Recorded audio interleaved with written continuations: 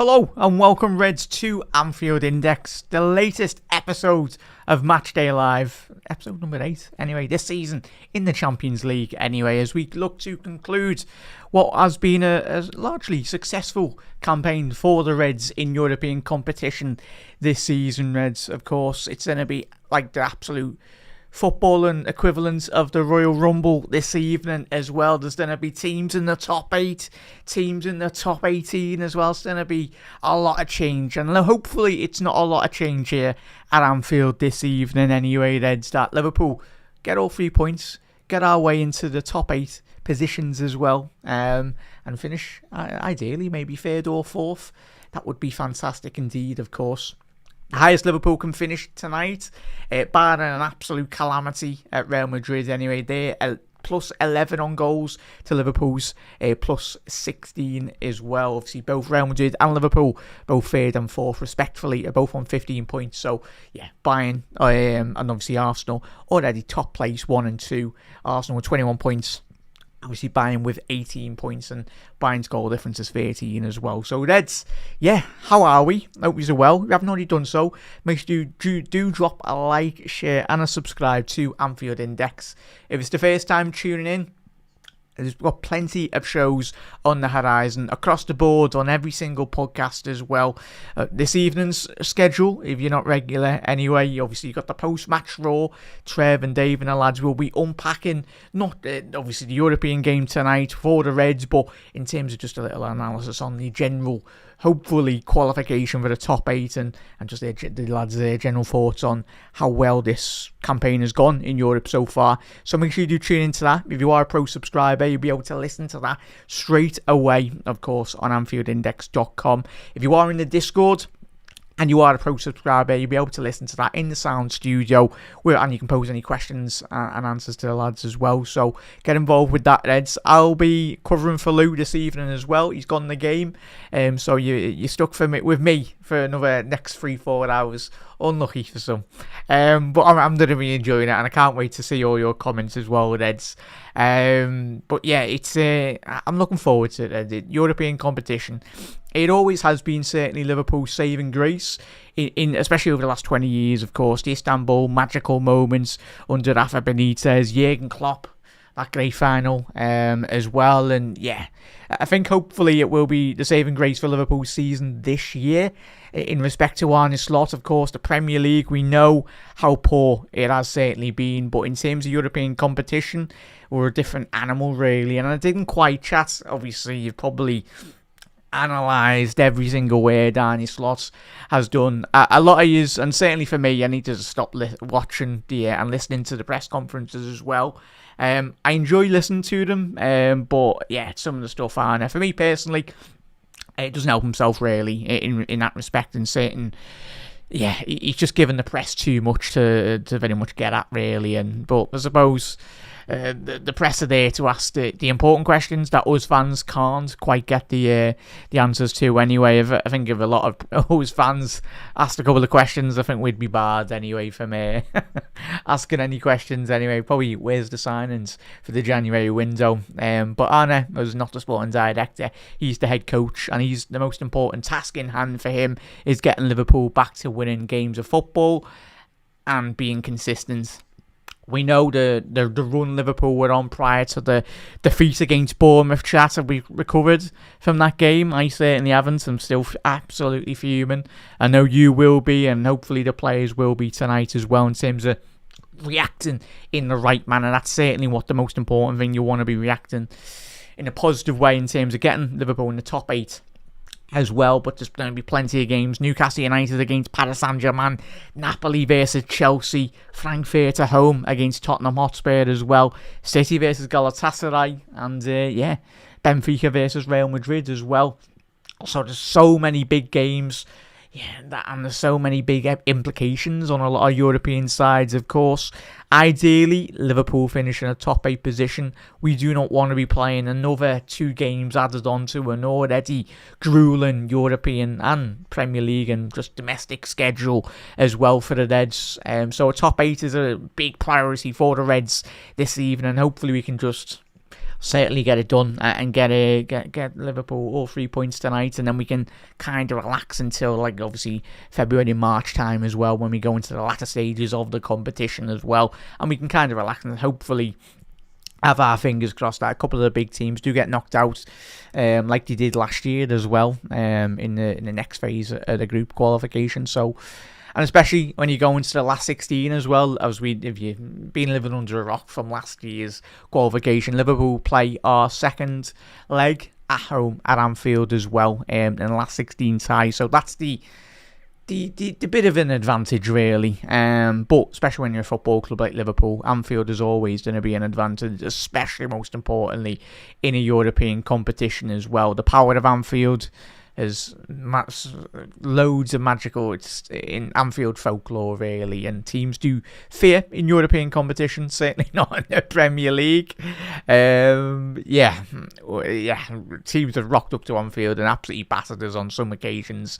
Too many of occasions in the Premier League this season, but European nights are very special and will continue to be very, very special as well. But yeah, as long as if I hear we've won the Premier League twice in 30 years, one more time, yeah, or for any of us, sorry I have to say that, chap, but that's a line that certainly really do my head in, really. I'm pretty sure a lot of yous as well. But yeah, it was two league titles in 5 years. It was at the end of last season, but you know, it's whatever way. And both statements are right, aren't they? But it's just the way you want to look at it, really. So yeah, in the good times, it's 2 titles in 5 years. But if you analyse it, it's 2 titles in 30 years. But you know, yeah. So it's one of them, Reds. But Reds, how are we? Looking forward to it. As you can see from the video printer on the bottom there, Liverpool's starting 11 is as followed, really. Alisson Becker in goal. Jeremy Frimpong, Ryan Gravenberch playing a position that he did play last season. Remember that game he had against Fulham when Liverpool went down to 10 men in Liverpool? I'd say Gravenberch, I think in terms of typical Ajax academy lad anyway, very good in terms of sense, like, just taking the ball out from the back anyway. Can play very well at centre half and hopefully has a good quiet night, really. And I think it will certainly help Liverpool. I'd say that's one of the most difficult things Liverpool have really struggled with. I don't know how you feel, Reds, is Liverpool's ball progression from the back this season has been absolutely diabolical compared to what it was last season, hence why Liverpool weighed in for Mark Gahey as well. So Grav playing centre-half, probably expecting to play on the right-hand side of that centre-back pairing as well. Thoughts are still with Ibu, thinking of you, lads, and hopefully everything's back to... thinking of you as always, mate, and you come back whenever, chat. So yeah, thinking of you, Ibu, as always, like we all are, Reds. Obviously Virgil van Dijk obviously will be Gravenberch's partner this evening. Andy Robbo coming in now, of course. Obviously Kerkez did start the game against Bournemouth, but Andy bringing that European pedigree and European general all-round experience as well. Dominic Szoboszlai, Alex McAllister, probably anticipating Dominic Szoboszlai to play that bit more deeper position as he did the back end of last season against Brighton as well. So Maka and Dominic Szoboszlai, and the forward 4 attackers for Liverpool, Salah, Wirtz, Gakpo and Hugo Ekitike as well, leading the line. And for the visitors, all the way from Azerbaijan as well, Kletsky, Silva, Muzfaraz, Mendia and Jafari as well, Bicharlo, Jankovic, Andrei and Monteli, and Zubi and Duran as well, number 17. I do apologise on the pronunciations on some of those lads' name anyway. But yeah, chat, if you've not seen a bit of obviously the Azerbaijan champions as well, we'll go through some of the big results and some of the negative results that they've had in European competition so far this season as well. But in respect to very much Liverpool facing the visitors this evening as well, it's the furthest a European side that has ever come to Anfield this evening as well. Obviously travelling over 12,000 miles. So yeah, it's crazy. Obviously the distance of the the away side as well. So Qarabağ fans travelling all the way to Anfield, safe travels, Reds, and I'm pretty sure they'll certainly make themselves very loud as well this evening. And yeah, that's pure football and dedication as well Obviously their home ground, obviously in Baku as well. But Reds, let us know your score predictions in the comment section below as well. And yes, obviously we will be doing the late night live episode this evening following the post-match analysis as well, Reds. So obviously we have just apologies for the slight delay on the start today, Reds. I was just getting everything sorted, really. There will be a little bit of a player ratings thing. I want to test it out. Obviously, hopefully, Luke and maybe Gags, if he wants to in the future as well, incorporate that into the shows. Just a bit of more engagement for your users, Red, as well, Red. So we'll try it. We'll try it out tonight. I'll have a see. I'll get feedback off the lads anyway. And how we can improve it anyway, and feedback most importantly off yous as well this evening. So yeah, player ratings on the late night live anyway. That'll be following the full time whistle. We'll break down the game and then we'll do player ratings and we'll get your input as well, most importantly as well, chat. But we haven't already done so, do drop a like and a subscribe as well. If we haven't already done so, run those likes up if you can do that. Helps out absolutely massively in all respect as well. 1 second. I was trying to get Liverpool's. As you can see there, chat. You can see the bench for Liverpool.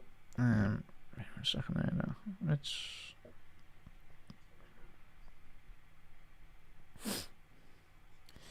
Just trying to get that statistic up anyway. There we go. Is it that one? Nope. Where was it?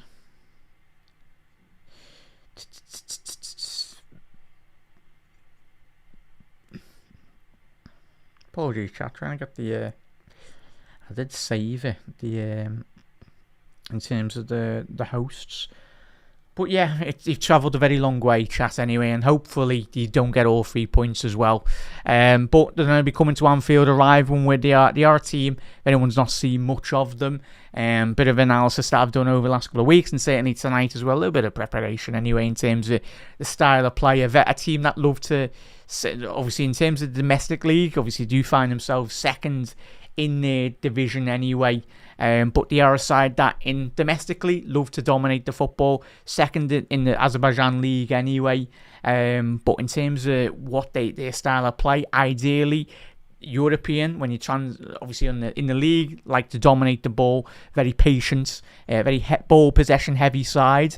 But when translating that to European competition, when they're coming up against, no respect, the better opposition in terms of the big dogs anyway, they are a very counter-attacking side. But what they do really well is counter-attack with a lot of pace. They take the time, and they're very good on set pieces as well. So keep an eye on that on one tonight, Reds, as well, which is when I see in that line, I was doing a little bit of research anyway. They're good on set pieces, and hopefully we can keep them quiet anyway. Would be nice if my camera doesn't disappear. Hello. There we go. So how are we, Reds? Get your score predictions in the comment section below as well. But big up there to Steph. How are we, la? And just everyone saying hello to each other as well. But Graham all the way in Bangkok. Happy days there, la. Obviously the travelling Reds, obviously all the way to Anfield, but there'll be many people travelling to Anfield this evening from around the world. So Graham and all the Reds that get up at like 3, 4, 5, 6, 7 o'clock in the morning, big up to all yous as well. And Reds, hopefully Liverpool can just win tonight. Even a 1-0, I think we'd all happily take anyway, as long as we get the result over the line and most importantly get the 3 points. Happy days there, Steph. Look after yourself, lad, anyway. As I said, it's going to be, hopefully, I try my very best as well, chat. That's one thing that I've been getting a bit of feedback off the people I know anyway, is just I need to actually commentate more. As much as I love speaking to all yous and listening to yous, but commentate more. I try my very best to cover every single angle as well, obviously. So I'll try my very best to improve on that as well with Eds. Big up there, Gucci Up, one of the best names on YouTube, that la. Yeah, happy days there, mate. So, in terms of, as I mentioned, the obviously the second in this current position in the domestic league anyway. Bear 1 second there, chat. Let's get the notes up. So, in terms of Qarabağ, in terms of where they are in positions in the domestically anyway, scored historically, really, in respect.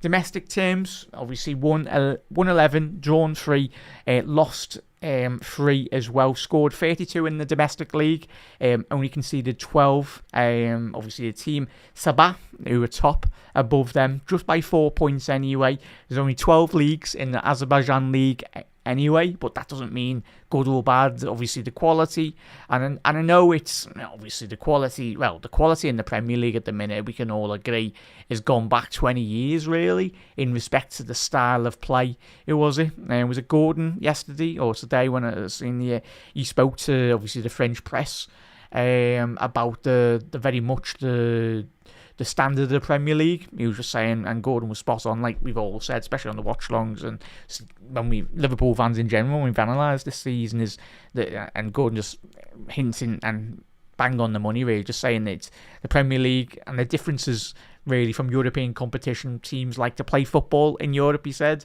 and obviously teams in the Premier League like to play Stoke City. Very long ball.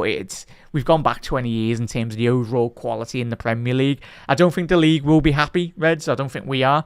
But there's ways to win games of football, and if you want to play that, sound, do it. But I think long term for the Premier League, it's going to be very damaging in respect to very much the money that is wanting to be generated. No team wants to see a team sit behind the ball and score off set pieces every single game. It's going to damage the league, really, and if we carry on like that for like 10, 15, 20 years, then certainly a lot of money will get lost in in the wealth, really. But big up there, chat as well. There will be a lot of Kazakhstan fans as well, Red, so if you are tuning in, best of luck to your team this evening, mate. Sorry, there is it Emery, Qarabağ.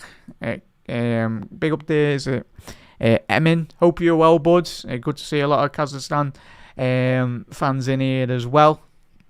Body's a chat, so there we go. Yeah, happy days, mate. Graham, kick-off time is 8 PM tonight. If you probably noticed, all the teams are playing on Wednesday nights, as they will be in Europa League and all the other, obviously the other European competitions as well. Of course, because it's going to be the Royal Rumble tonight, where teams are literally going to be hanging in respect to obviously the positions. Qarabağ have already qualified. Obviously they are on still 10 points in European competition.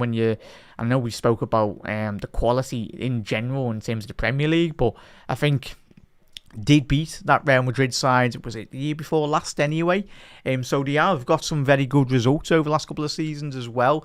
You look at like the team that they've, like, obviously they beat Real Madrid. I think it was last year, yeah, and done a couple of surprises anyway. But I'm impressed, certainly. Is it the Greek team? I'm trying to get that team up anyway. But in terms of when you analyse, obviously Qarabağ as well. But when you look in terms of the domestic, looking at the table, is it Paphos? Yeah, Paphos. First time in the Champions League as well. A team like Paphos, Qarabağ as well. Teams that have come into European competition over last couple of seasons. Of course, Paphos, I know it might look like, oh, Paphos have only got 6 points, but a team, when you analyse them in terms of resources, that they don't have a lot compared to like Liverpool, Real Madrid, and all the big teams as well. And them getting 6 points is absolutely huge in all respects, really. They could slightly creep in to a top 20, to the top, like 23rd, 24th. It's going to be very interesting, really, because Olympiacos currently tonight to hold the 24th spot, and obviously the 24th spot is the cut-off, so anyone from 25 to 36, so you're looking at a game like Napoli versus Chelsea tonight. Conte will be needing the win. They are at home against Chelsea as well. You got Copenhagen, Napoli, both on 8 points. Club Brugge as well, who recently just got a win against Al Karit Almaty as well on a match week 7. So yeah, they're on. Is it looking at 7 points as well? So, and even Benfica. So there's plenty all to go for as well, Reds. Yeah. So there's going to be some. I anticipate a couple of big names certainly missing out, and hopefully that will help Liverpool in the long run in respect to obviously Champions League qualification as well. In terms of the latter stages, anyway. But yeah. So 8 p.m. UK time, mate. Yeah, GMT.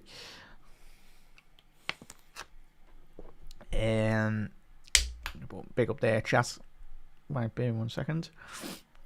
Reds saying Sloss out. Fair enough, la.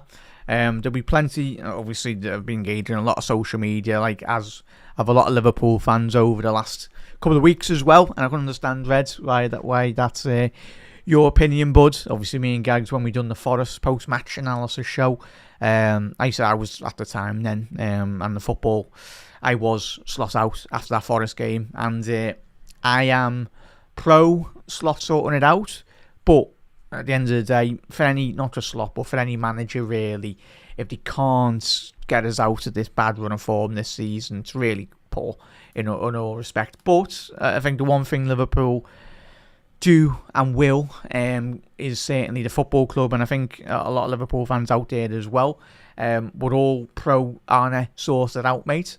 Get results over the line if you can win us a European Cup this season, but please don't be talking down this competition like it's a secondary competition. This is a competition that Liverpool historically have done really well in, so yeah, Liverpool, when we come into European competition, it's not a case of we come into this competition like Champions League minnows, really. We come in as the English kings of Europe, really.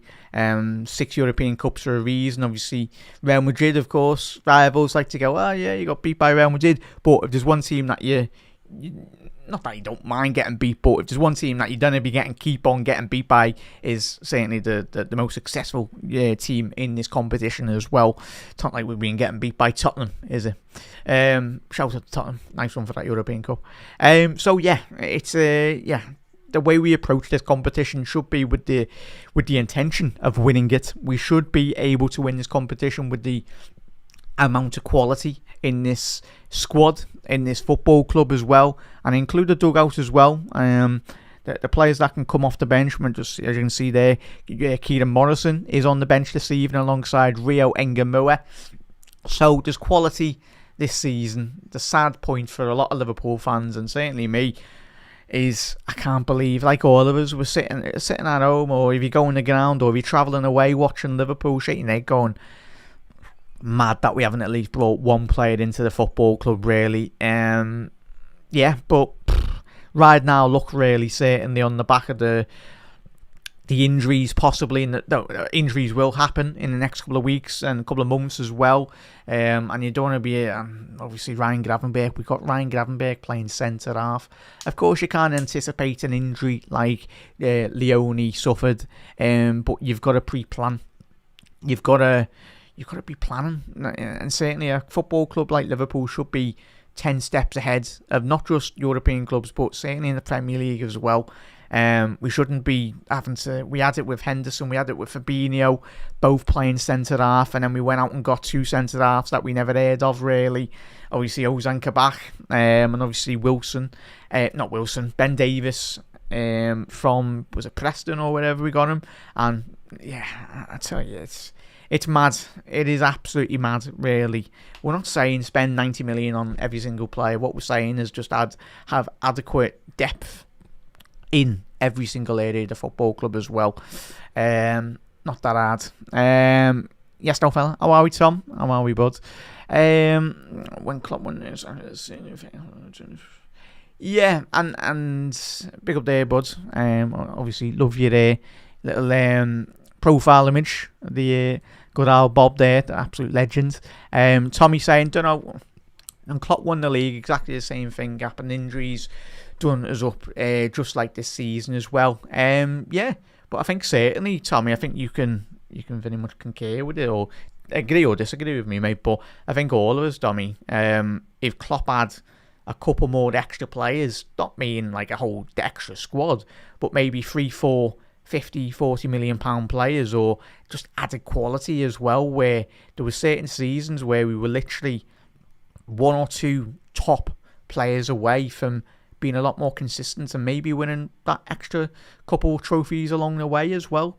But as in every business, you've got to have plans, you've got to have exit strategies, and you've got to plan ahead. You've got to you've got to come up with ideas that if something happens, X, Y, and Z players gets injured, then he can come in there, not having to play midfielders and centre half. But and Liverpool, especially obviously over the last couple of seasons as well, especially this window, you've bought a couple of under 21s, a couple of 18 players as well. So I don't know a lot about them, but maybe if the club obviously investing a couple of million in one or two of them as well, as we did obviously all that time ago when we brought in Raheem Sterling from QPR, and we give him a platform to thrive. Rio Wengamua, he's not had many minutes, which is a bit disappointing this season. You'd think he would have been given a bit more of a...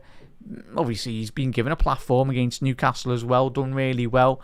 Against Bournemouth, it was great to see that he had more than just 2 minutes on the football pitch, especially when Liverpool are going through a poor run of form as well. Of course, there's going to be big pressure on Rio, but at the end of the day, he's never done a lane unless he's been put into that environment and he's playing against men, basically, as well. So it's up to him, and there will be games this season where he needs to be called upon, and he will score and he will assist. But especially when Liverpool have been playing very poor in certain games this season. And I know it's not a great run. It's a lot of draws added with a couple of wins along the way as well. So it would be nice if we could go 10, 15 games, wins and not draws as well. But yeah, it's if buts and maybes really. But yeah, I'd agree, Tommy. But I think Jurgen Klopp would have looked after he left Liverpool a couple of months later. The football club went and spent 400 odd million. Yes, we brought in like 300 million as well, but pretty sure Jurgen Klopp was like, would it be nice if we got more of that? Certainly money in certain different areas of the football club as well. And he didn't have to go out and get, like, the club didn't have to go out and get a Kabak and Davis as well.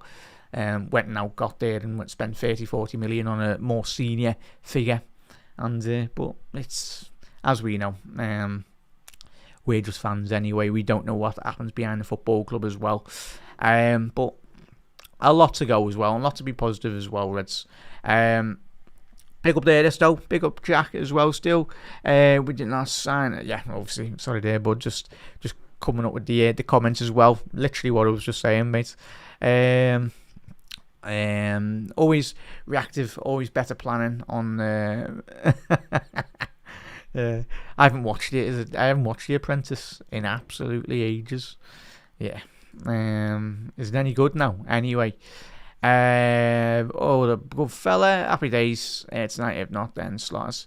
Yeah, that's the big. Well, I suppose there's been a lot of mixed signalling really from the football club, as in the Reds. Obviously, a lot of the big journos saying that he will be given time. That's what the noise is coming from the football club in terms of stuff that's coming through. But results at Liverpool Football Club have always mattered.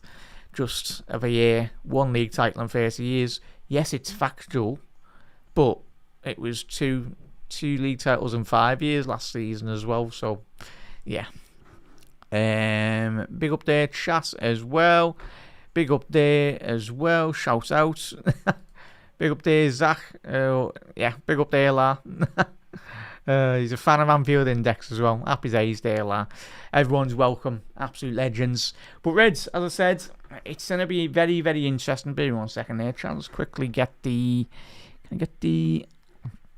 Is this here on screen? That one? No, not that one. Wait 1 second there, chat. Just whilst I just obviously just show you the it's not having absolutely any of it really. But Reds, as it stands, in terms of the qualification, as I said, but just quickly touching on. No, sorry there, chat. Yeah, so we'll have a little look at Qarabağ as well. I've got a couple more notes as well. In terms of Qarabağ's approach to this European competition as well, for the Irish footballing fans out there, be quite familiar to Qarabağ this season, of course. The Kazakhstan side did knock out Shelbourne FC. They beat them 4-0 on aggregate on the second round qualification. And then in the third round qualification, they beat FK Secha as well, the Macedonian side anyway. And then in the third, Champions League playoff rounds. Played the Hungarian team, Ferencváros, as well, and beat them. It was 5-4 on aggregate as well. So that was a very, very tight game indeed, in respect to obviously the Kazakhstan's against the Hungarian side as well. But in terms of how their European campaign has gone so far this season in respect to this season's Champions League, a win against Benfica. It was a 3-2 away win on match week 1. That bearing in mind that was, hello computer, I'll tell you what, my camera's getting overheating. Strap yourself in, camera. Anyway, you've got about 4 hours to go anyway. Might have to buy a new camera in anyway, chat. So apologies. Hopefully it doesn't run out before half time anyway, even though it's plugged in. But yeah, then we'll have to literally do audio commentary anyway. But obviously their 3-2 win, that was pre Jose Mourinho coming into obviously Benfica in that competition as well. A big 3-2 win away from home. A 2-0 win at home in match week 2 for the Kazakhstan side. That was a 2-0 win at home against FC Copenhagen as well. Match week 3, seen them get beat 3-1 away from home against Athletic Club Bilbao. And then they had a decent draw at home against Chelsea as well.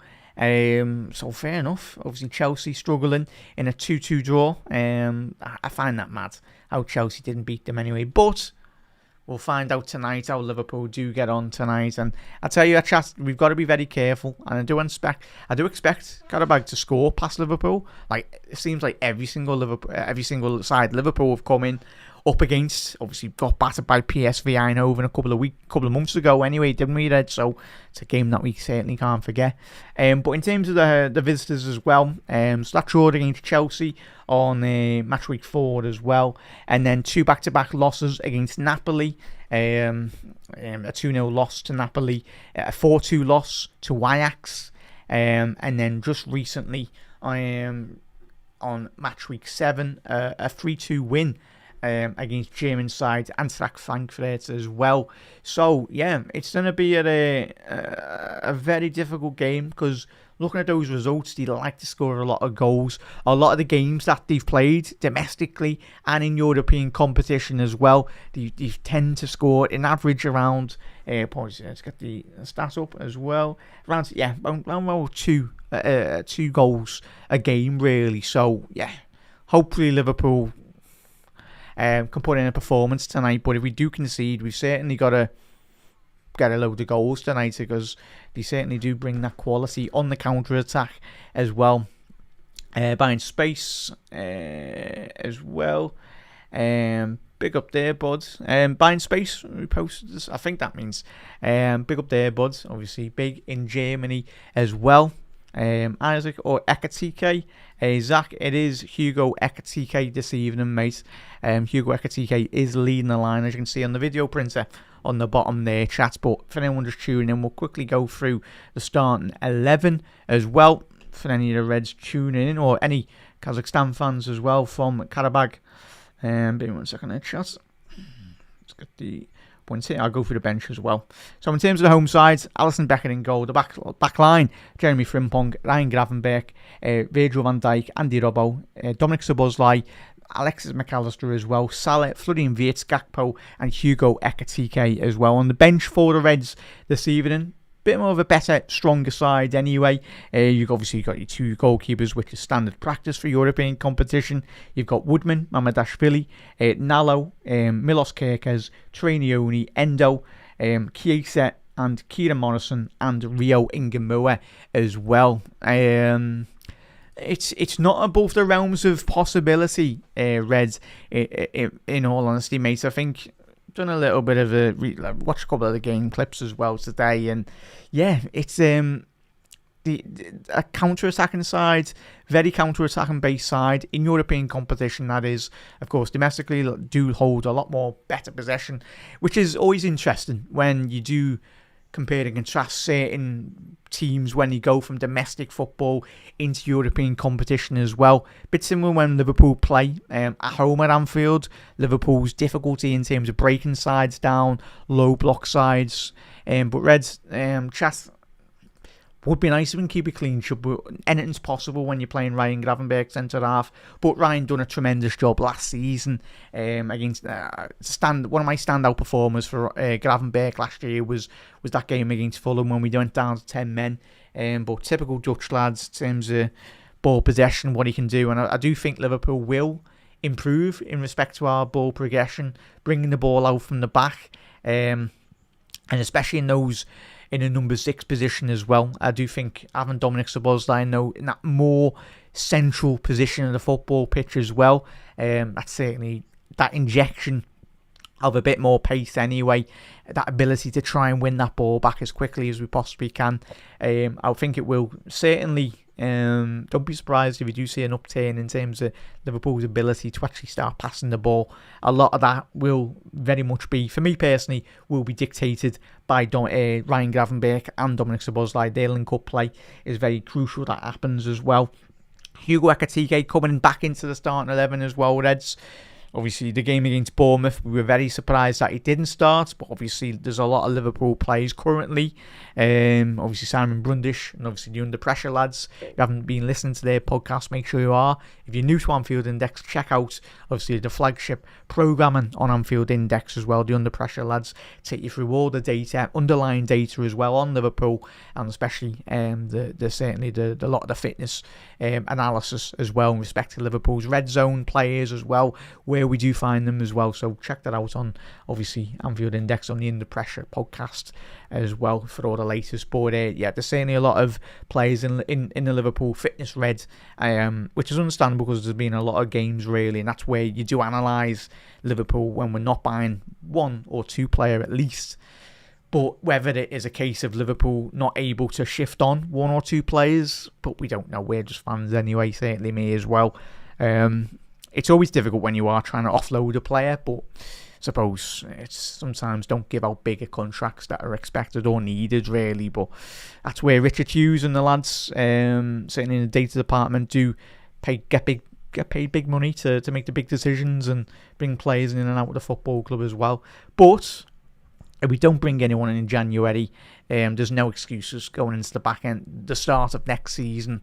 If there's not a big turnaround in terms of players coming in or out, really, I think we'll all be very surprised. Who do you think? Pick up there, Zach as well. Hopefully, it would be nice. Zach or Reds, who would you like to see on the score sheet tonight? I personally would like to see. I always love seeing Hugo Ekitike get on the goal scoring charts.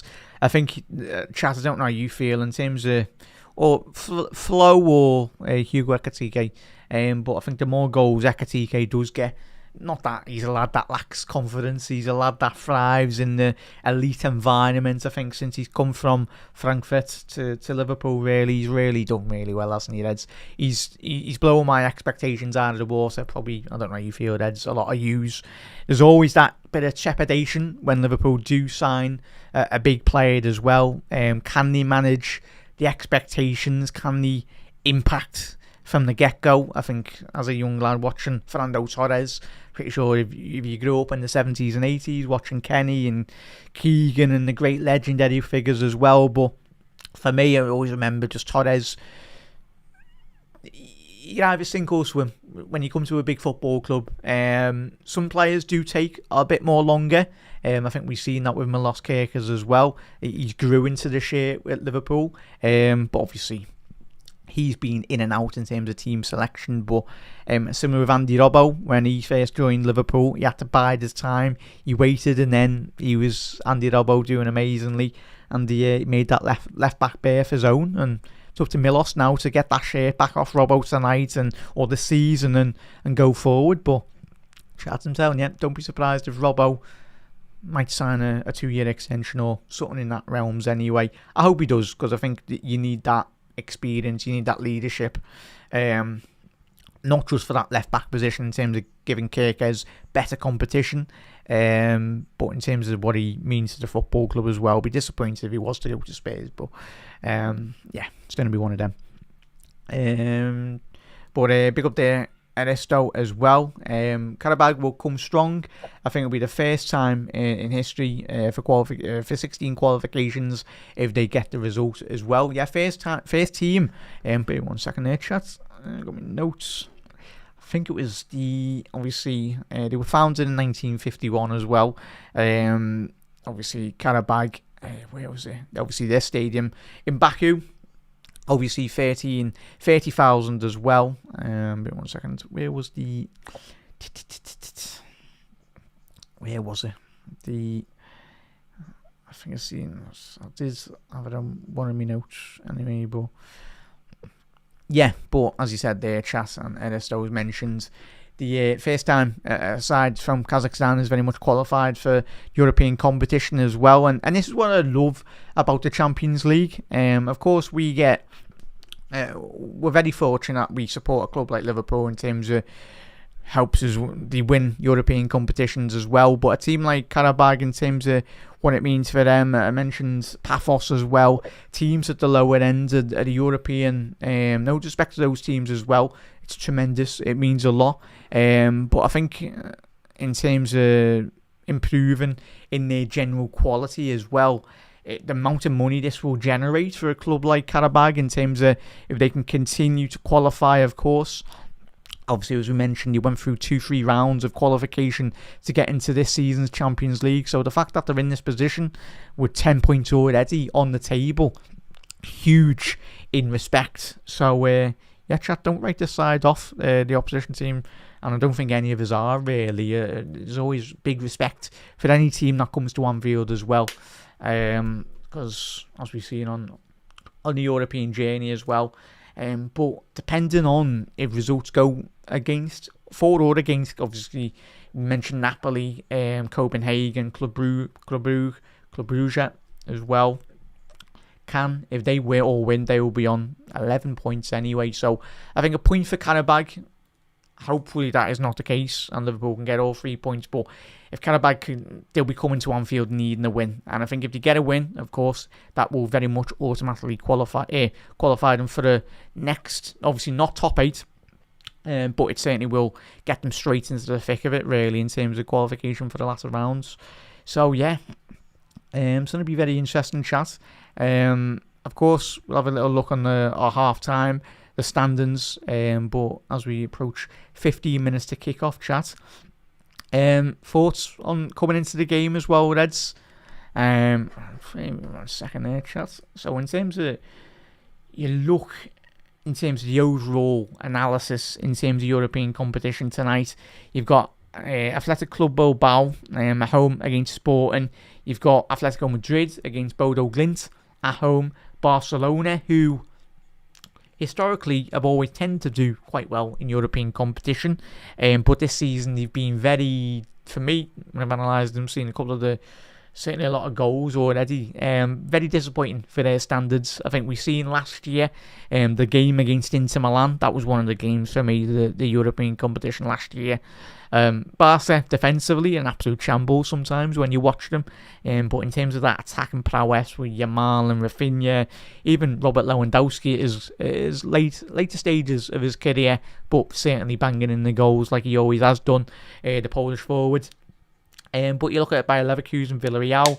Mentioned the Benfica game against Real Madrid. Obviously, Liverpool will be keeping an eye on that one, mainly if we can just get a bit more higher. But Benfica needing a win in that game. The Dortmund Inter Milan game is very interesting as well, Reds. Of course, when you look in respect to the qualification, you look at Inter, do find themselves 14th in the Champions League standings with 12 points. So I tell you what, it's going to be an absolute PR Royal Rumble tonight with a lot of those teams. So yeah, it's fascinating, Reds. But the main thing is, if Liverpool can get 3 points, then we can kind of relax for a bit more later in this competition. But yeah, chat. And second, trying to get the so in terms of the top, can I get the top goal scorers at the competition? No. Gone. Oh, has it got that? So as it stands at the minute, chat, if it was to finish as it is at the minute, hang on, can I bring that up? Yeah, hang on, let's take a picture of that. So I'll just show you, but as it stands at the minute, bring that up for you so you can all see. Oh, too big. As you can see, that's apologies for the presentation on that. But as it stands at the minute, this is obviously coming from FootMob. Shout out to them, absolute legends as well.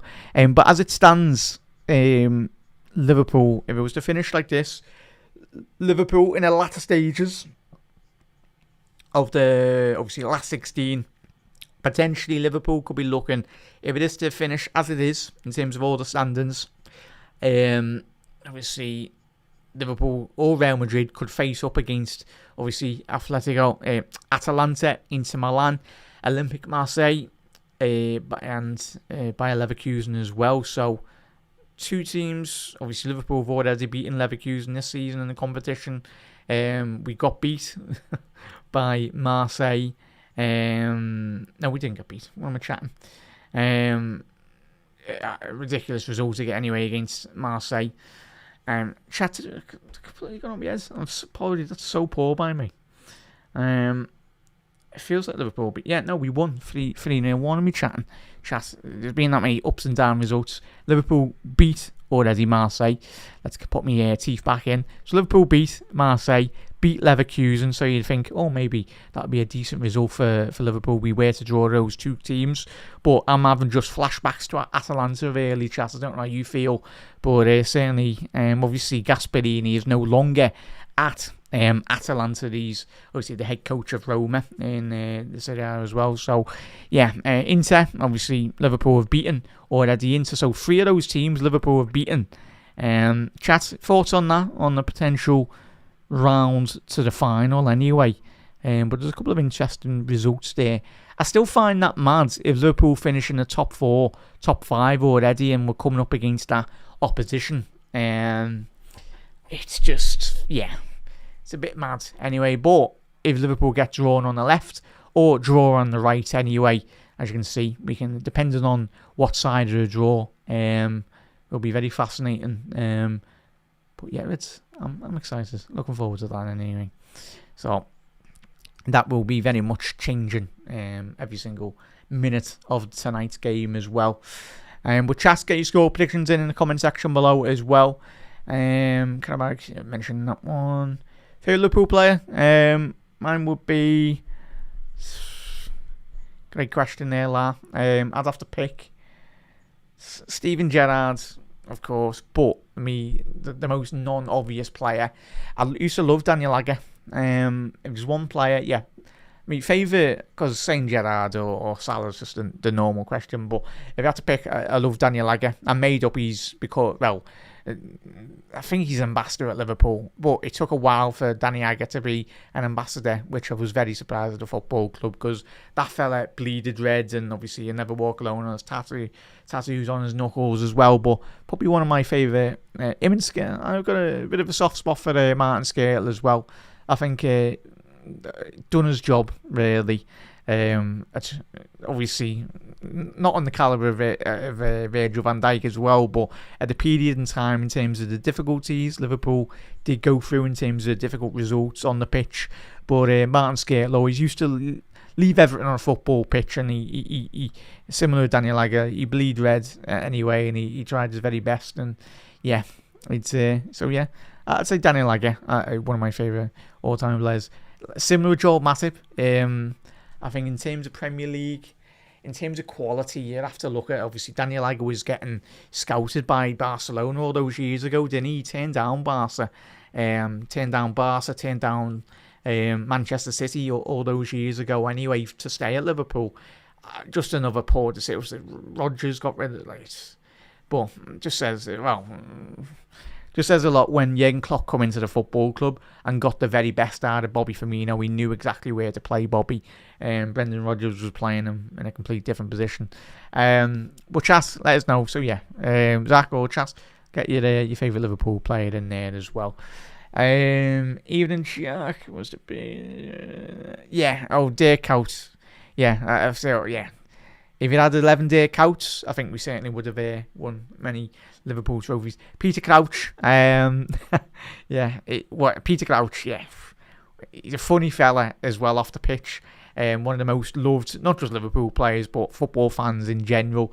Crouchy, it was great to see him score, obviously in the charity game for the LFC Foundation.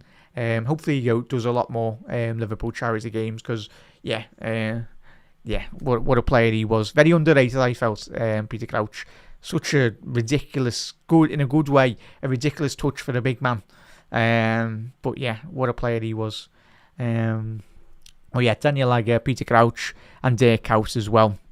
I think I remember that goal against Manchester City at the was it the Etihad back then? Yeah, I think it was. Yeah, that period when Liverpool used to beat, well, not just Liverpool, where everyone used to beat Manchester City. But yeah, now recently over the last 10-15 years, it's become a lot more difficult at the Etihad for obvious reasons, for the amount of money they've just spent. Chat, get his goal predictions in the comment section below as well. Edisto's gone with a a 5-0 tonight, but mine 10 to the. But yeah, chat, Edisto, don't be surprised, chat. I think as we'll commentate on the game tonight as well. But I'm telling you now, they'll get a goal. They'll get a goal or two. But hopefully, I'm very wrong. Certainly, Liverpool keep a clean sheet. That'd be the most surprising thing tonight. Liverpool keep a clean sheet. But yeah, they'll be coming at us really, Reds, and we've got to be ready. I think if we are off it tonight, then don't be surprised if Qarabağ do put a performance against us. As I mentioned, do like to tend to dominate possession domestically. I know everyone goes, it's the Kazakhstan league, but domestically, the fact that they're here, they've got 10 points already. Already in qualification for the Champions League, or 9, sorry, Reds anyway. So yeah, there's a lot to play for, really, Reds, for Liverpool. Qarabağ, yeah, we got 10 points. So if that's a big if, Qarabağ were to win tonight, that would put them on 13 points, and that would be the same points of Atalanta, Inter Milan as well. But obviously there's plenty of games this evening as well, and we'll certainly keep it up to date, most importantly on the Liverpool game tonight. But as the European games and the fixtures and the goals do fly in tonight, we'll be taking you through all of them as well. Just seeing Villarreal 1 point this season, that's ridiculous comparing how alright they're doing in the Spanish La Liga. Obviously yellow submarine as well, but yeah, it's going to be one of them, really, Reds. Big up there, Phil. Big up there, La. How are we, bud? Hope you're well, mate. And Reds, strap yourselves in. We are 4 minutes away from kick-off. And if you haven't already subscribed to Anfield Index, make sure you hit that subscribe button down below. Of course, plenty of shows, as you can see on the video printer on the side there. You've obviously got Trev and Jan's the Moby on the Spot podcast. There was already out. There's a podcast, Moby on the Spot, every single week. Trev speaks to the legendary midfielder. Trev Downey speaks to the legendary midfielder, Jan Moby, getting his unique insight on all things Liverpool.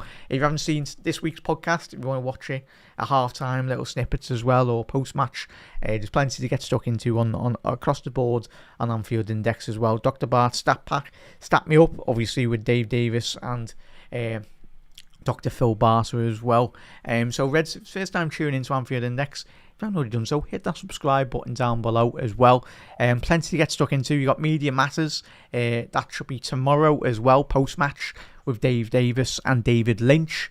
So plenty of Chat GNG, that will be live on Friday. Grizz Khan will be joining Gags Tandon as well. You've got the Red Room, we've got some of it obviously hosted by Grizz Khan himself on Anfield Index, but obviously Grizz gets some of the best up-and-coming YouTube personalities respecting Liverpool across the board as well, so get involved in that. That tends to be every Tuesday, so yeah, chat, you're a bit spoiled, really. So if you haven't subscribed, what are you doing? Hit that subscribe button down below. And I'm your host, Jack McIndoe, do the matchday watch-alongs anyway as well. So, yeah, chat. Last season was a tremendous ride watching the Reds. This season's a bit of a mixed bag, really, in respect to Liverpool's results. But, we were spoiled in terms of the Premier League last year. But a club like ours should be able to compete in both competitions, Premier League and the Champions League as well.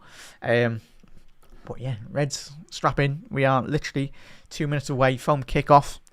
Get your score predictions in. And hit that subscribe button, drop a like on the video. I'll be hosting late night live this evening as well, so you got me for another hour after post match as well. Obviously, Lewis, if you are watching live, enjoy the game, and hopefully he's watching Liverpool get all 3 points tonight. But yeah, yeah, I think the luck ran out last season, mates. Anyway, me and Gags did have. If you watched the post matches last season, it felt like every time me and Gags done a post match, he was like, "Come on, lad," bringing a bit of a good luck anyway. But this season, sadly, we haven't had the luck of the green in respect to Liverpool in the league this season. But hopefully next year, especially we do sign some players. One second there, chat.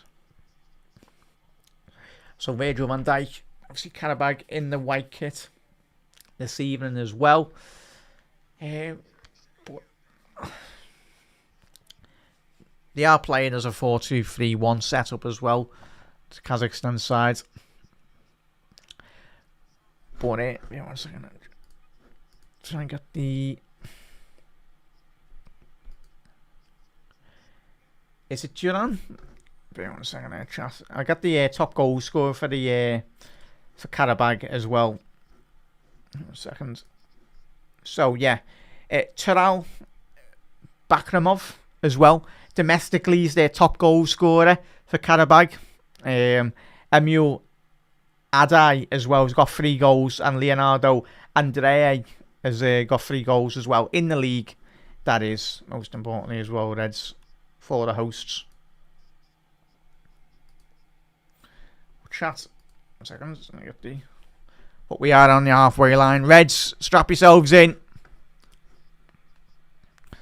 Liverpool, with all 3 points tonight, will book a top 8 position in the Champions League. Fingers crossed that happens tonight. Go on, referee. Let the kick off. It's 8 o'clock. There we go. Come on, Reds.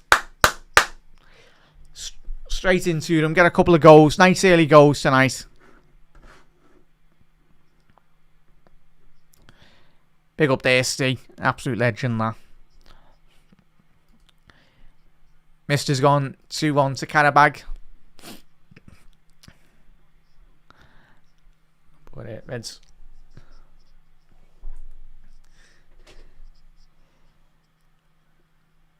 No foul by Frimpong. Well done, lads. Winning that ball back. No, sorry, no joke.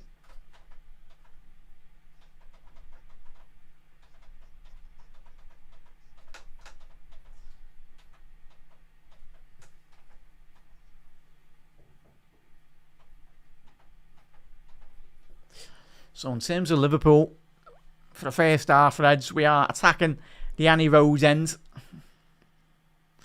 Obviously, Liverpool will be attacking the Kop end second half, which is good. Hopefully, Cam, it started now. No, bud, it is live. Obviously, Liverpool forward now. Andy Robbo trying to whip a ball in down that left-hand side.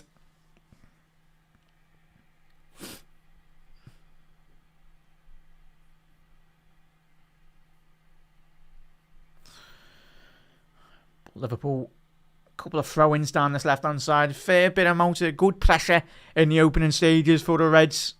Down this left-hand channel. I'll see, camera keeps on going on the slot anyway. Under certainly a lot of pressure, of course.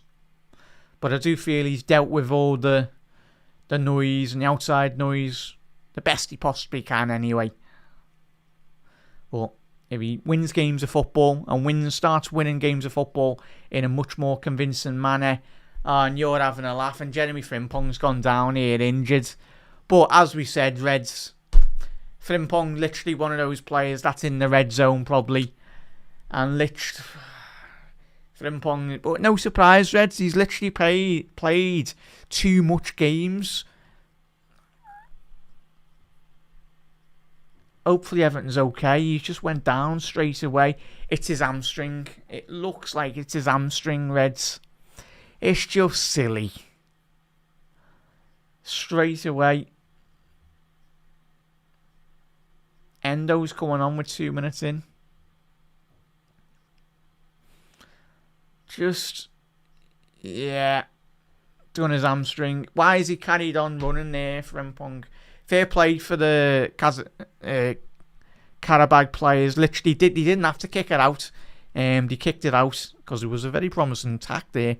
But it's just, I think it looks like his hamstring there, chap. But yet again, Liverpool's injury list keeps on piling up, really.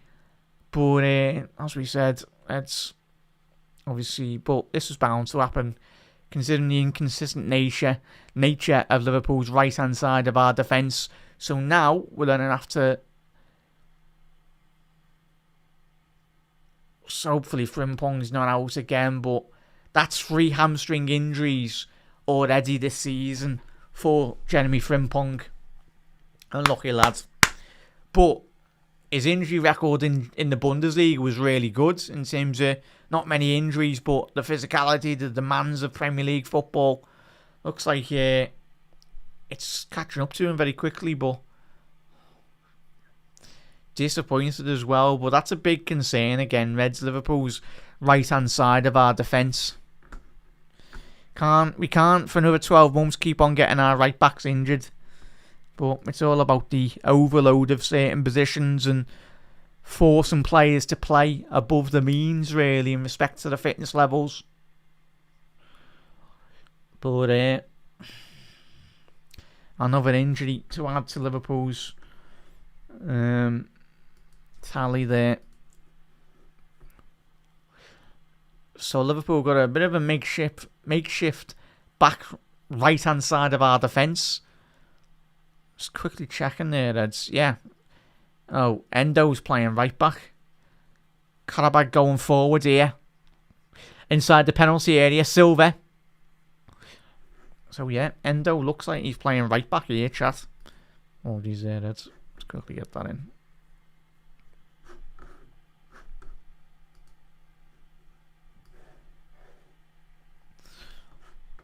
Trying to get that up.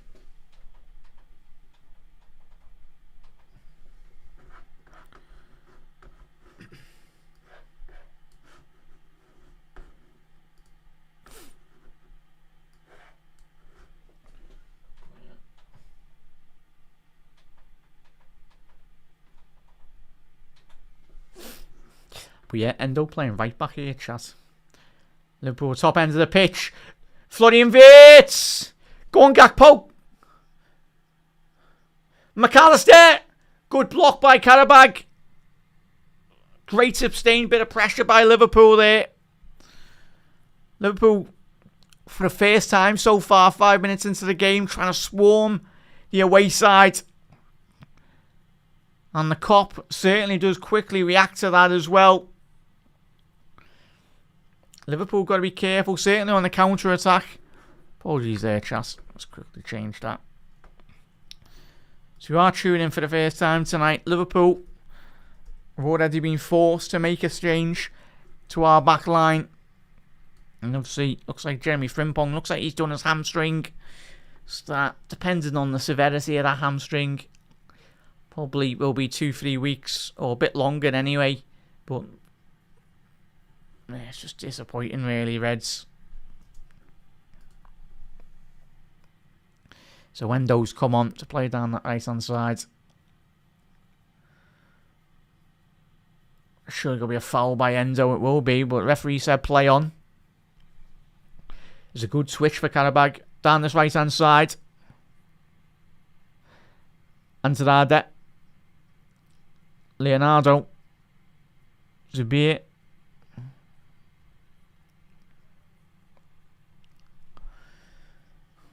Yeah, just got to as not just Qarabağ, but a lot of sides, when they have come to Anfield, grew in confidence.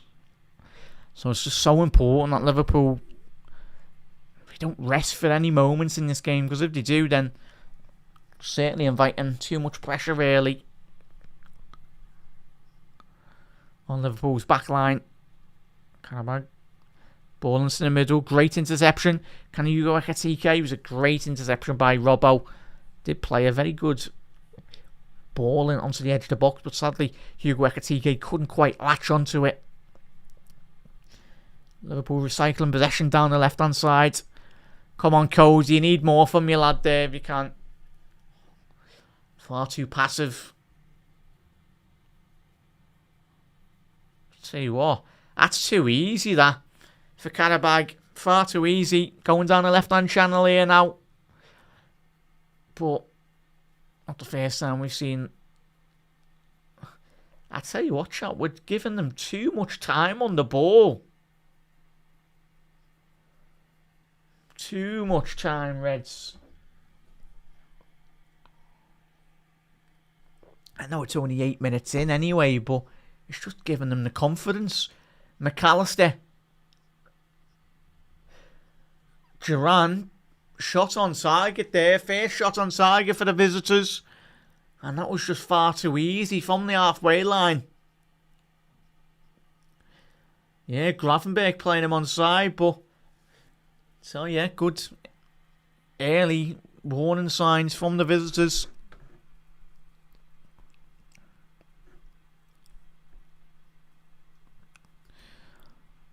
Yeah, tell you what, a lot of people were mentioning Dom's. Obviously, we know how great his form's been, but I mean, he's combined his goals and assists already, and we're already in January. He's in a very fine total so far, so long may it continue. But certainly won't help his Liverpool's quality going forward when we're potentially having to play him right back again for a couple of weeks. Gakpo, he's going to be you're offside there, Cody, lads. I tell you what, very, very passive. Oh, chat, I tell you. But very passive, far too passive so far on the ball from Liverpool. Obviously. So 10 titles out of the last 11 seasons. As we said, the Kazakhstan champions. He's been in charge, their manager. 18 seasons. That's a good innings, Dan, isn't it, Reds? So, yeah. Fair play.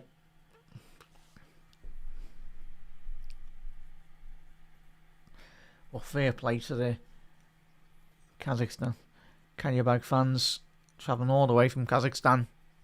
It's tremendous. Pure dedication. But it's great. It's what football does to you.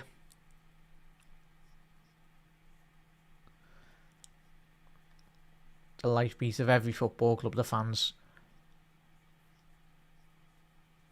PSG winning 1-0 against Newcastle.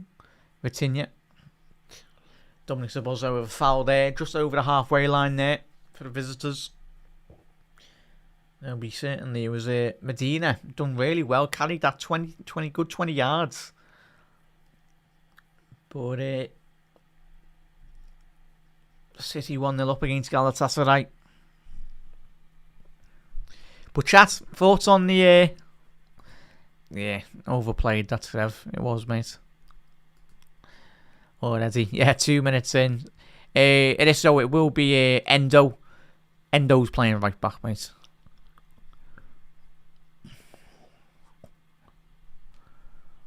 Counter-attack for Liverpool here. Promising opportunity for Liverpool. Ekitike off the left-hand channel. Can he get a shot off? He has done. Just wide. Unlucky there, Hugo. That's one of his favourite moves in Liverpool shirt. And will be a move that Liverpool fans, all of us, will be getting used to down the coming years to come. Off the left-hand channel. Dropping in. And just trying to bend that into the bottom right corner. And he was a good yard or so wide, but just fully expected that to go into the back of the net. Yes, another injury, mate. I'm no sports scientist, panel. I think it looked like his hamstring for me, but it might be a completely different injury, mate. But it looked like his hamstring.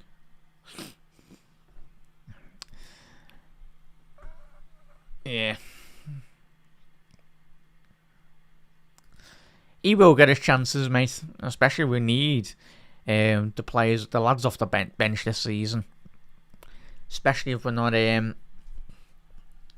dipping into the transfer market.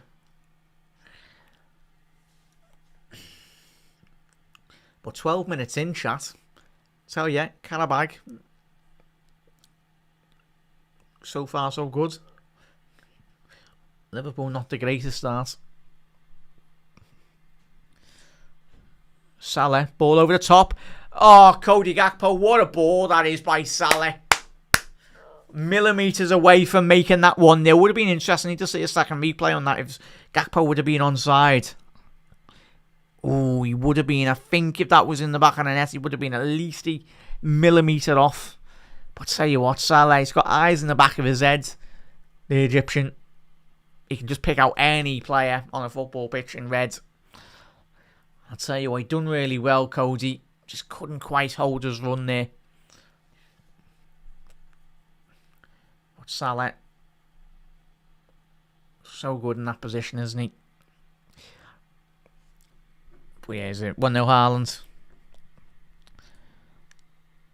I think Mbappe's the top goal scorer in this competition, isn't he? So Cody Gakpo on the byline here, attacking the Qarabağ back line. And got many options there. Cody, pass it to Ekatike, please. There we go. Hugo. It's going to be a corner to Liverpool. But you are tuning in for the first time tonight.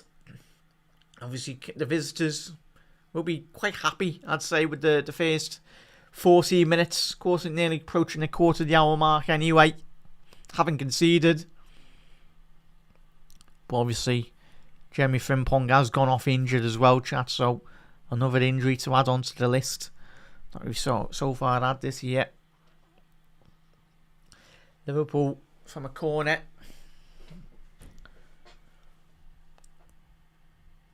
For Dom, in swinger. Ball in. Virgil van Dijk. Is that 1-0? It is. Get in. Liverpool 1-0. Alexis McAllister gets in. It was a lovely flick at the front post there. And the referee, sorry there, chaps, it looked like he got cleared off the line. But Liverpool 1-0 up. Alexis McAllister at the far stick. He's had a couple of big opportunities in this season's Champions League from corners. Obviously, he's had some good results anyway. But Alexis McAllister, be 1 second, chance. Liverpool 1-0 up. There we go. We've got broken the deadlock. Was it Ekatike to flick on the far post? Yeah, that was over the line there, Eds. Virgil van Dijk. So there was one flick, looked like a flick from Ekatike at the front post. And in the second transition, Virgil got the assist at the far stick, but he headers it down into the path. Tell you what, it's a shot from Virgil, but it's helped out McAllister twofold, really, in that position. I'll get him. There we go, Virgil van Dijk. There we go, Reds. 1-0 up, Liverpool. Alexis McAllister at the far stick with his head. Big up there, Reds. Yeah, Mbappe 11. Haaland 7. That's mad, though, in the Stone Sims, the amount of goals Kylian scored. I knew he was top goal scorer, but that's Ronaldo's record. It's about like 15, 17 in it in Champions League campaign. But as I was saying there, chat, Qarabağ could have been happy with the first 15 minutes, but not now. The emphasis on the visitors now will be coming into this game. They needed goals, but it would be nice if Liverpool could keep a clean sheet tonight.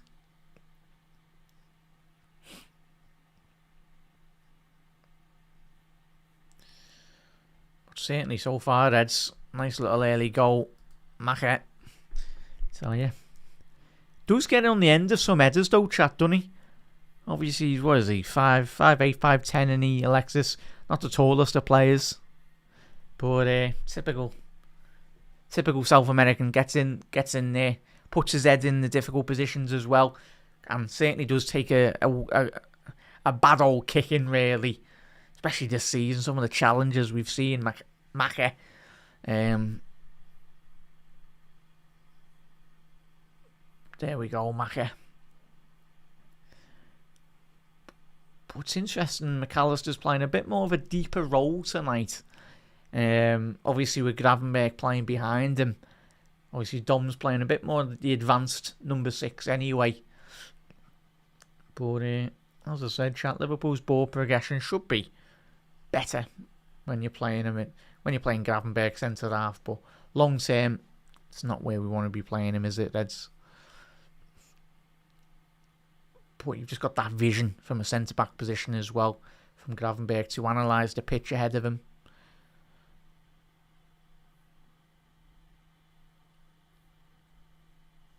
But we are a bit light in terms of at the minute tonight, chat. Lovely diagonal switch by Virgil. He's picked out Salah. Liverpool still got it. Mo down the right hand side. Little give and go with Ekatike. Still got a bit more deeper than expected. Hugo, he's still got it. He's driving with the ball. Hugo Ekatike. He's just been dispossessed, but great to see Hugo stride with that ball. It's going to be a foul on the halfway line for Montiel. Qarabağ's number 9. Obviously the Spanish 27-year-old. We didn't need that technology there, UEFA. We could see that ball went over. But, so yeah, the speed and the decisions, chat, it's night and day really, isn't it, with the European refs compared to the Premier League refs as well.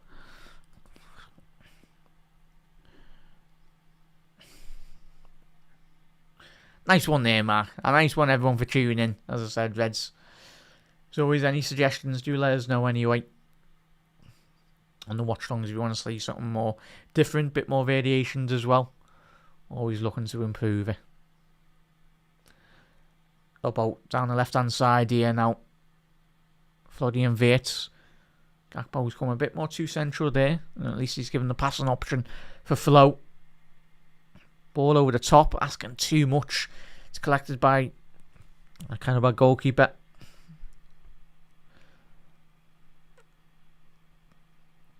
But so yeah, we've just got to be very careful. It's why it's integral Liverpool getting to the top 8 positions as well. We don't want to be playing an extra 2 games in terms of before we get into the last 16 as well. It's the last thing really Liverpool need. But in terms of let's get the as it stands table up at the minute, chat. Wait 1 second there, Dads. Oh, what a goal. What a goal by Liverpool. 2-0 up. There we go. Florian Wirtz literally looked away for 1 second. Liverpool transitioned that ball down the right-hand side. And literally with a matter of half a second, Flo absolutely bangs one into the bottom left corner. Get in there, Reds. Tell you what. More of that, please, Liverpool. 20 minutes in. It's refreshing. Liverpool have got 2 goals in 20 minutes. Bit of a rarity, really, when everyone's come to Anfield this season. Opposition teams. But Hugo Ekatike winning that ball back really well. Little give and go with him and Ekatike. But I tell you what, very poor by Qarabağ just to allow Florian Wirtz that position on the edge of the penalty area. Any team on this planet Earth gives Florian Wirtz that time and space to execute a low-driven shot into the bottom left corner. But I tell you what, chat, we've mentioned it already on the watch-alongs this season. Or anyone that's watched Liverpool, every Liverpool fan has seen the combination play between Ekatike and Florian Wirtz. They've only been playing together for a matter of a couple of months, haven't they, in red. But a very promising partnership that is certainly currently brewing really nicely for Liverpool. And that's Liverpool's future there, certainly. Qarabağ haven't offered too much so far tonight. Ball to the far stick. And tell you what, Andrade I was expecting the shot on target, but he decided to edit it across Liverpool's penalty, 6-yard penalty area anyway. But, so yeah, Silva with the throw in. But just on that occasion, Liverpool. Gakpo, go on Liverpool, go forward. Silva on the edge of the box for Qarabağ. Very well intercepted there by Dominic Szoboszlai. Liverpool have got a couple of options down the right hand side. Florian Wirtz, he's picked out Gakpo inside the penalty box. Cody Gakpo. Oh, he's just hit the centre half. That's going to be a foul. Oh, Cody, lads. What are you doing with that, lad? Just foul them. I tell you what, Chas, are you surprised Liverpool have scored 2 goals early on? I am. I'm made up. 2-0 up Liverpool. Happy days. That's more like it, Eds. More like it. There we go. Happy days.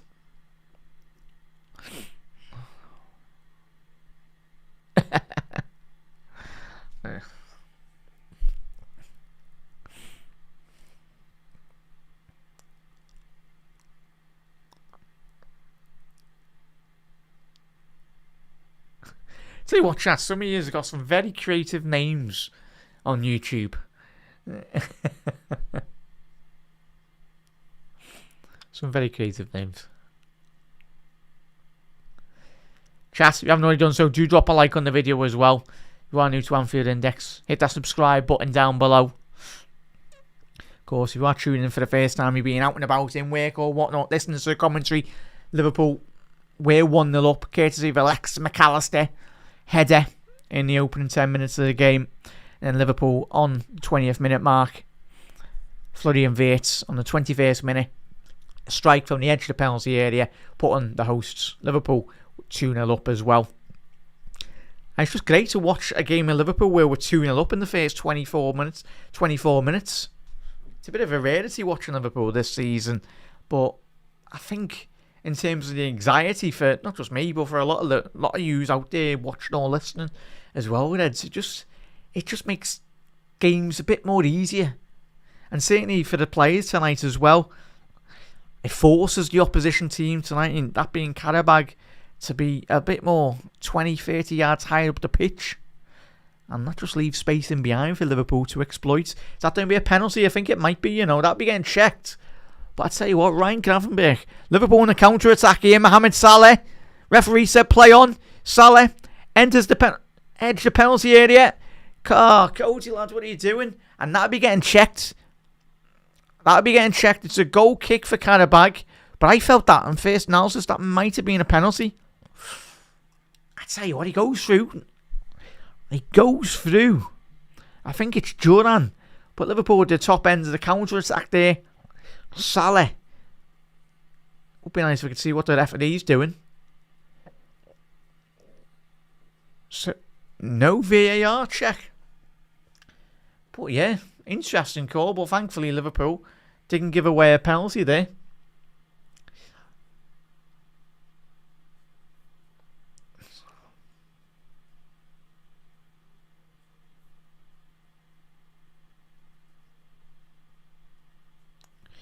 But yeah, a very big call for the referee there.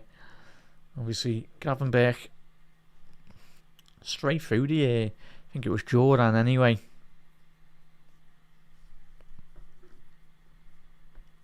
Chat, did you think that was a penalty? Probably me being a bit too harsh, really. That's markets to Salah off the right hand side here now, trying to find Wirtz. Medina done really well to clear his lines. Qarabağ on the counter attack here now. Got an option down the right hand flank if they can find him. Andrade.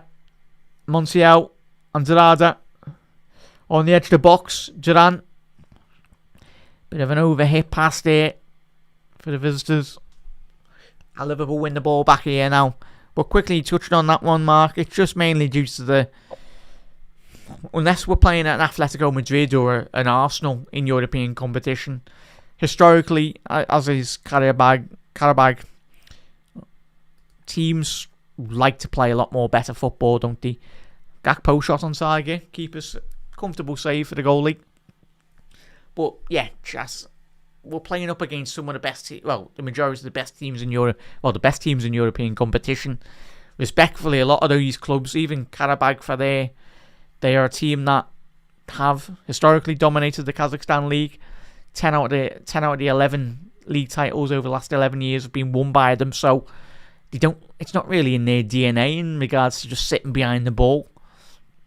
But Qarabağ's first corner of the game, it's come 27 minutes into the game, so yeah, it's like to your point, it's just that teams like to play football as compared to the Premier League that like to sit behind the ball and soak up a lot more pressure. The onus is certainly on Liverpool for the large majority of the time, especially when teams come to Anfield. But that's up to Arne Slot, it's up to the players as well to come up with a plan and break down an opposition team when they come to Anfield. Teams aren't going to turn up at Anfield and roll out the red carpet and expect Liverpool to win 7-0 every game. But last year we done well in terms of breaking teams down. Very sloppy ball there from Dom, got away with that. Tell you what, Medina, calm down. Tell you, that flies into the back of the net. That's goal of the season. Probably Puskas award as well. But Medina, 35 yards from goal there. You centre half. Have a little cracking shot there. Chat, your analysis so far in the game. We're all made up. Liverpool 2-0 up. As it stands, Liverpool, that would, of course, book Liverpool's position in a top 8. Liverpool down the right-hand side here now. Salah inside the penalty box. Salah, Florian Wirtz. Oh, Medina got a toe on that, his left boot to clear that. He's calling upon his midfielders there. The Qarabağ centre half. Just saying, needs a bit more help here anyway. It's not an easy job really when you got Salah running at you. But as it stands at the minute, chat, Liverpool currently would be finishing 3rd position on 18 points. Obviously, Real Madrid currently drawing. So yeah, fantastic at that, Eds, in all honesty. But you know what? Knowing our luck in a couple of weeks or months' time when the draw gets drawn, we'll be getting probably Paris Saint-Germain or something. Even though Paris Saint-Germain are 4th, but yeah. Wirtz, go on, Flo. He's done really well to get that. Ekatike, go on, lads. He's played it to Gakpo. Lovely overlapping run by Robbo. Oh, he's just got a bit too much elevation on that. And it's gone out for a goal kick.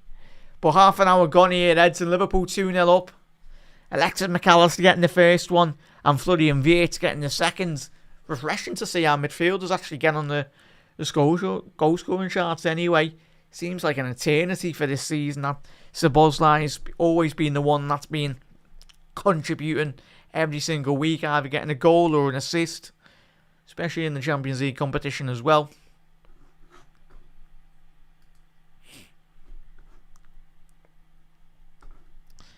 Yeah, as Doctor said, not a penalty he played for that. That could have been Phil's thinking it could have easily been 2-0 City. Yeah, there we go. There's Joe. In the UK, we're on, in UK, GMT. In UK, sorry. It's on TNT, Joe. There you go. Yeah, on TNT. Awadi. So Liverpool, yeah. Nice one there, chat. Keep me on toes. Keeping chat updated as well. So Liverpool go back to 4th position. Let me guess, as Kylian scored tonight, chat. Fair play.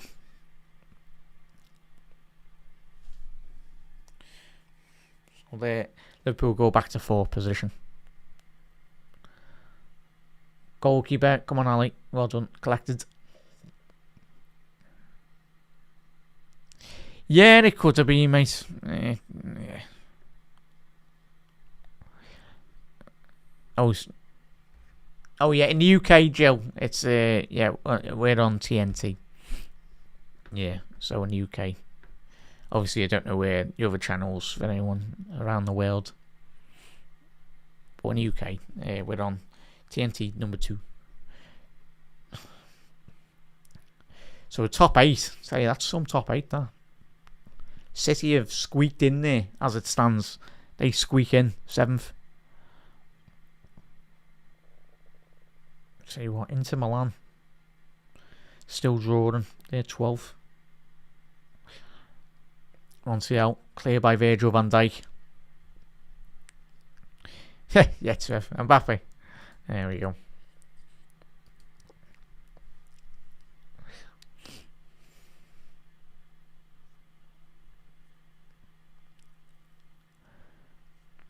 I've seen some reports as well this week, chat. Some of the Spanish journals, and even some reports of Marca, like obviously they were saying that the atmosphere has improved with Real Madrid, obviously with the sacking of Xavi Alonso, but it's mad, innit? It's mad. Absolutely mad. The Galacticos at Real Madrid at the minute. So yeah, Qarabağ, good little bit of a spell of possession here down the left-hand side. Uliev on the overlap, good save by Ali, much needed. He's parried it away, there's a possibility for a Liverpool counter-attack. Hugo's done really well to get that ball out of his feet.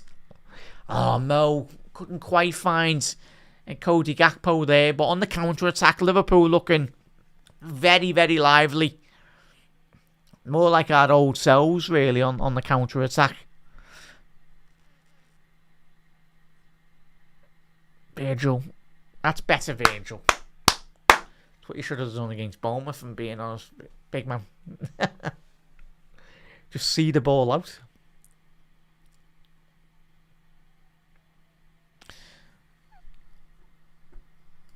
Yeah. In Scousland, la. Yeah. Yeah. Yeah. Sod Real Madrid. 100%. So a little look in terms of the Champions League. So Bilbao 2-1 up, chat. Arsenal 2-1 up. Ajax 0-0. We're 2-0 up. Dom on the edge of the box. Go on.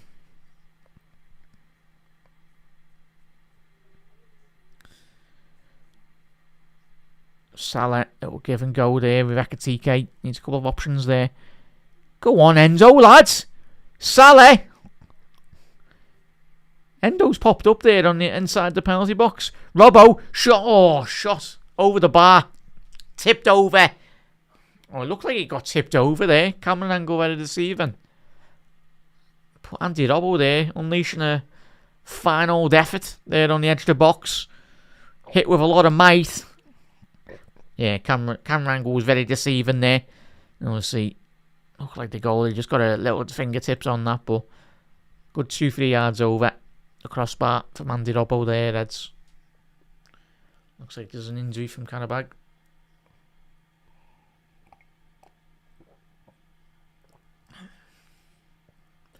I tell you what, chat. Qarabağ have had 49% possession, and that therein lies for me personally is why Liverpool have had a lot more better joy.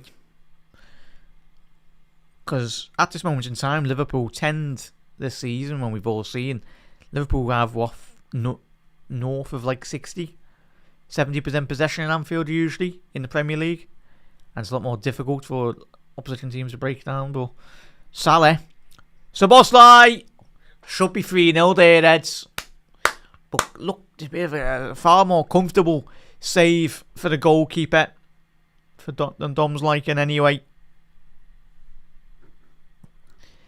Yeah, Storm. Yeah, as Mark alluded to, and as we've said already tonight, chat, Qarabağ are a team that will look to try and counter-attack. Yeah, but they will be needing a result tonight. Let's have a little look at the table as it stands. Would they qualify? Yeah, they would, chat. They would still, as it stands, Qarabağ, they'd be placed 22, position 22. Chelsea 1-1 against Napoli. Cody, that's a foul there. Salah inside the penalty box. Play it, Mo. Done well there, Cody, to win that ball back. Liverpool down the right-hand side here now. If we can get a fair goal here, Reds, we can relax. Hopefully.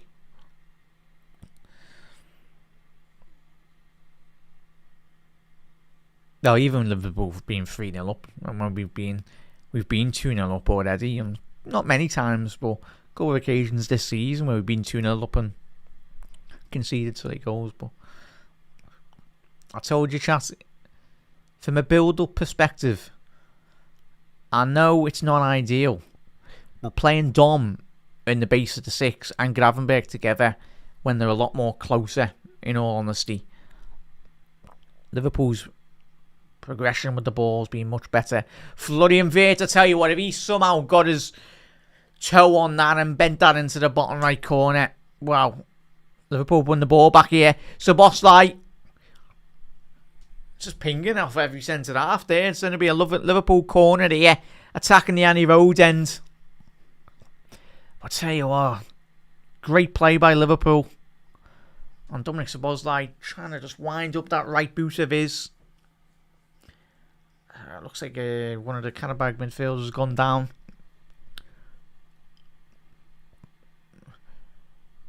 Copenhagen beating Barca. As I said, chat, we mentioned that, didn't we?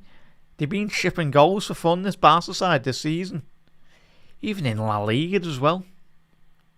But mainly in Europe, they've been really poor.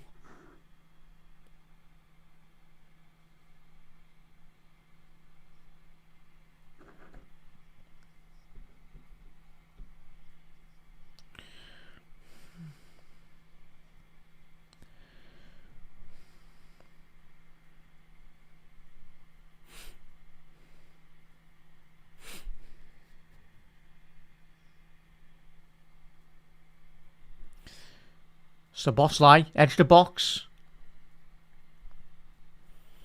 It's going to be a Liverpool corner. No, it's going to be a goal kick.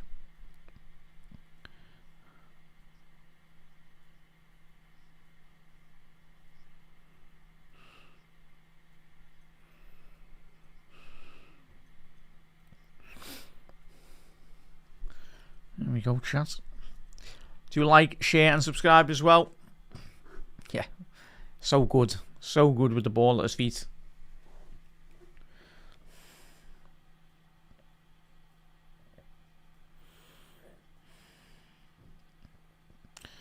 Yeah, it looks like Benfica have scored as well, chat. I think that's 2-1 for Benfica. Jose going up against his former side. No, I think it's been disallowed. I think they've just had a goal disallowed. Well, 5 minutes to go here, Reds. Fingers crossed, Liverpool getting into half time, keeping a clean sheet. But you just got to caveat the analysis from really. You'd like to have hoped Liverpool win the game tonight. Still not over. Plenty more minutes to go anyway. But well done, Andy. Well done, Andy. Oh, I couldn't just quite get the Cody, lad. That's so poor, man. Zubair, he's quite good at dribbling him, isn't he? Very good close control. Jankovic. Is that going to be a foul? No, referee said play on. So space here for Liverpool to exploit on the counter-attack. Here we can get it right. Florian Wirtz, little chop inside. Switch to the left-hand side. Andy Robbo. So yeah, Robbo's got so much space here tonight. Ekatike inside the penalty box. Oh, just wide. But I tell you what, it's absolutely deadly coming off that left-hand channel, isn't he? Ekatike. Yeah, takes a deflection there. But I tell you what, that, I think, chat, long-term, especially that's how you integrate, I do feel, Ekatike and Isaac in the same system. you'd play, for me personally, you'd play Isaac through the middle. Then you play Ekatike maybe off the left-hand channel in certain games. Obviously, there'll be games when it's just Ekatike on his own, Isaac on his own as well in some games. And there will be games when both of them play as a pair. Oh, just wide there from Gakpo. Is that another corner? Yeah, it is. Come on, Reds.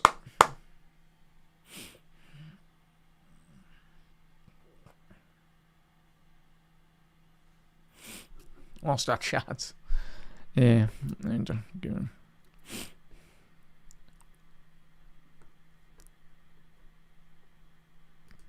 Yeah.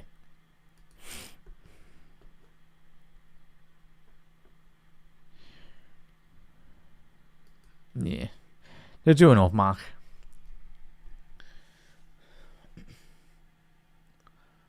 Ball into the penalty box. Salah. Oh, no one got the flick on there. Gravenberch.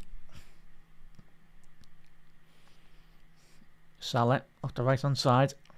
Ball into the box. 3-0. Oh, how's that not 3-0? Cody Gakpo should have made that 3-0. It's a great save by the goalie, but it felt like an eternity that was going to just be dropping in, nestling in the back of the net from Cody Gakpo. 3 unmarked on the front post. I tell you what, that should be 3-0 anyway. I tell you what, oh, that's a poor header by Cody Gakpo. The goalie, he's come out 5 yards as well. But Liverpool quick corner here. But offside on Gakpo. Not Gakpo, sorry. Virgil van Dijk. I felt he was onside there.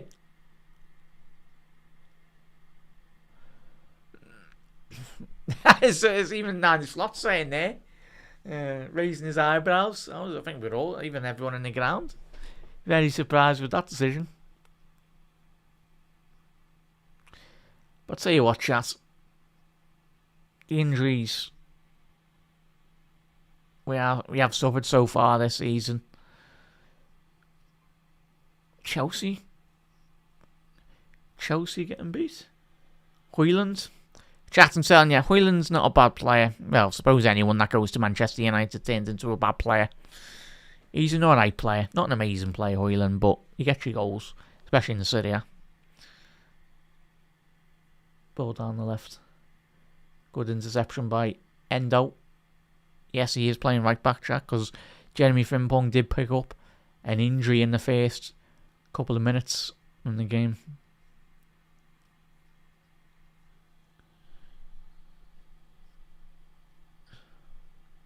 So yeah, Arsenal, we're winning 2-0. 2 minutes added on there, chat. Added time for the Reds.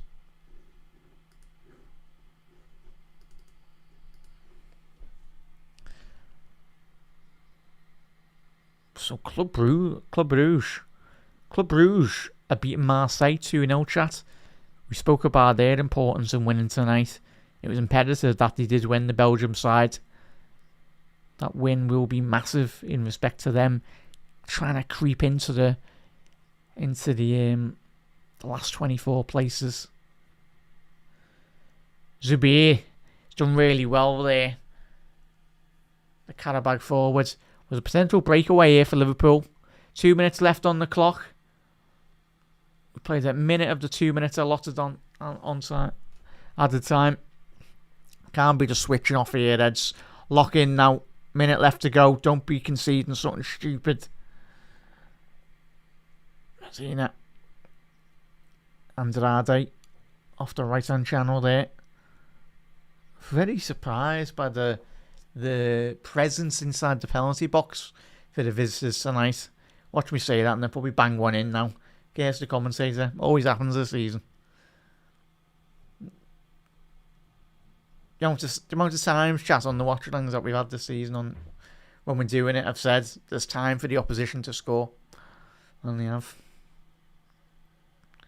Even the Bournemouth game on the weekend. Sabiri, don't switch off. 10 seconds left. Stand them up, Grav. Jankovic. Need to get a shot off here. The visitors. Time's ticking. Grav, well done. 2-0 Reds. A much better half of football from Liverpool at Anfield so far tonight.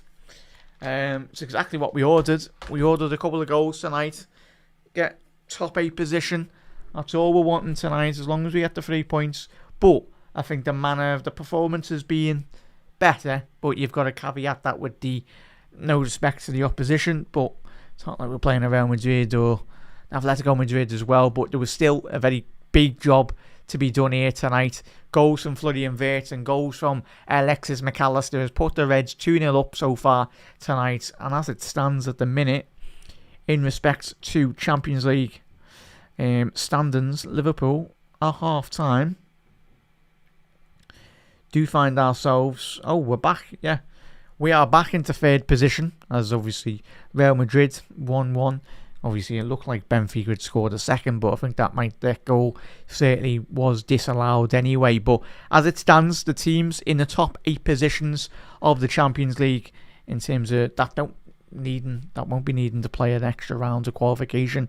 So Liverpool third in the Champions League standings, which is, it would have asked any Liverpool fan 2 months ago we'd be in this position, then we probably just all would have laughed at each other. But yeah, we salvage better form certainly in this stage of the Champions League, which is it is our bread and butter European competition, isn't it? 6-time winners of the competition. So yeah, Arsenal in first, Bayern Munich in second, Liverpool third, Real Madrid fourth, Manchester City fifth, Tottenham sixth, PSG seventh, and Newcastle United hanging in there just on 14 points in 8th place position. But from teams from 6th to 11th all the way to Inter Milan, they're all drawing as it stands. But yeah, Atletico Madrid, if they can turn it around, if Newcastle can get a result there as well, please don't let PSG chat. We don't want, don't be having PSG outside the top 8, please. Yeah, not that we can get, well, obviously when we get into the latter stages, the last 16 as well, but yeah, just have them finish in the top 8, please. Paris Saint-Germain, don't want another repeat of last season anyway.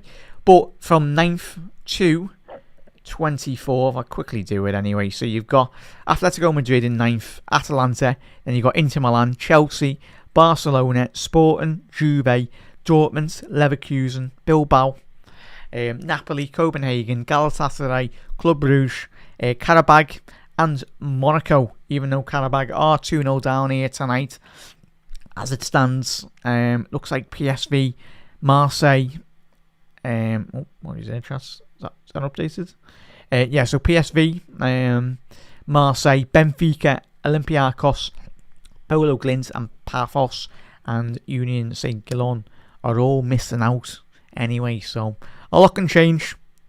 So yeah, it's chock-a-blocker between 22 to 26, 27th as well. So much in the balance as well. So yeah, Reds, can goal difference help out? It depends if they get absolutely battered here, Qarabağ. That's exactly what they do not want to be happening as well, chat. That's what their manager certainly will be saying in the second half. There's getting beat and there's getting beat tonight anyway in respect to the goals. That could play a massive part in terms of tonight. Even with 5 minutes left on the clock, they cannot be conceding 5-6 goals tonight. The Kazakhstan champions anyway, so yeah, that's probably what their manager will be saying. Yeah, we're getting beat 2-0, but don't be getting battered in the second half. Even worst comes to worst, I think they will try and soak up a lot more pressure than they have in the opening 45 minutes as well. There's one thing going for the game, but you've just got to be a bit more clever, really. I'm pretty sure their data department will be, or just the subs and all that will be looking at Champions League, refreshing the league standings of European competition on a regular. They'll be getting messages as well, so yeah, a lot can happen anyway. But as it stands, Marseille, it's a big result for Club Brugge. That certainly helped out the likes of Qarabağ and certainly Monaco as well. But chat, thoughts in respect to Liverpool as well. We're all happy. We certainly are all happy anyway. There was expectations coming into this game, of course.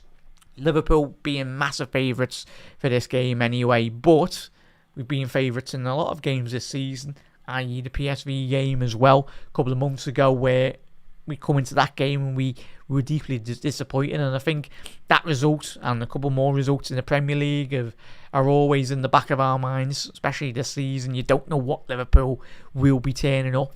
But thankfully, for the first opening 45 minutes, the team that turned up in the opening, especially at 20 minutes, it's just so refreshing.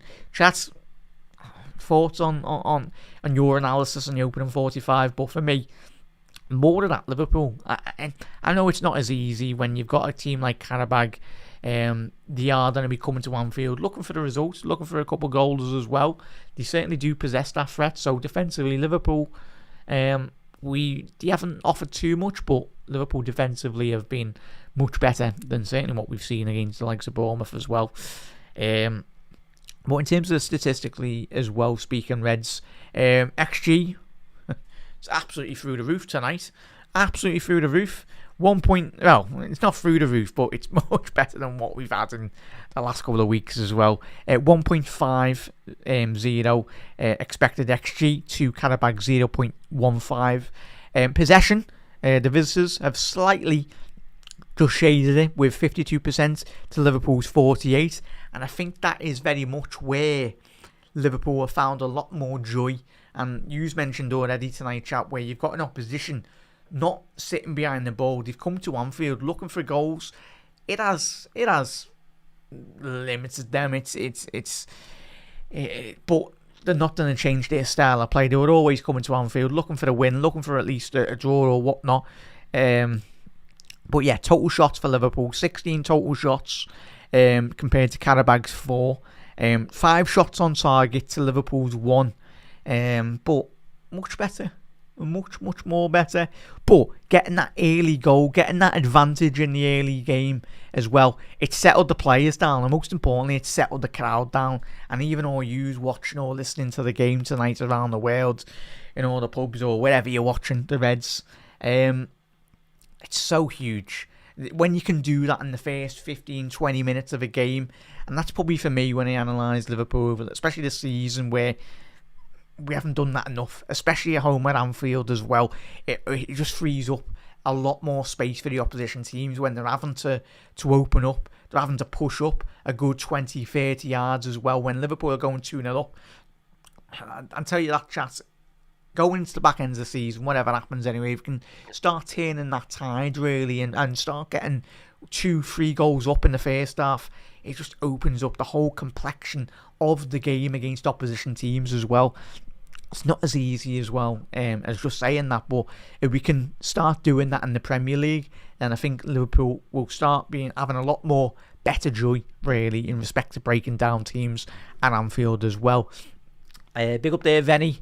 Big up to the Kazakhstan Qarabağ fans as well.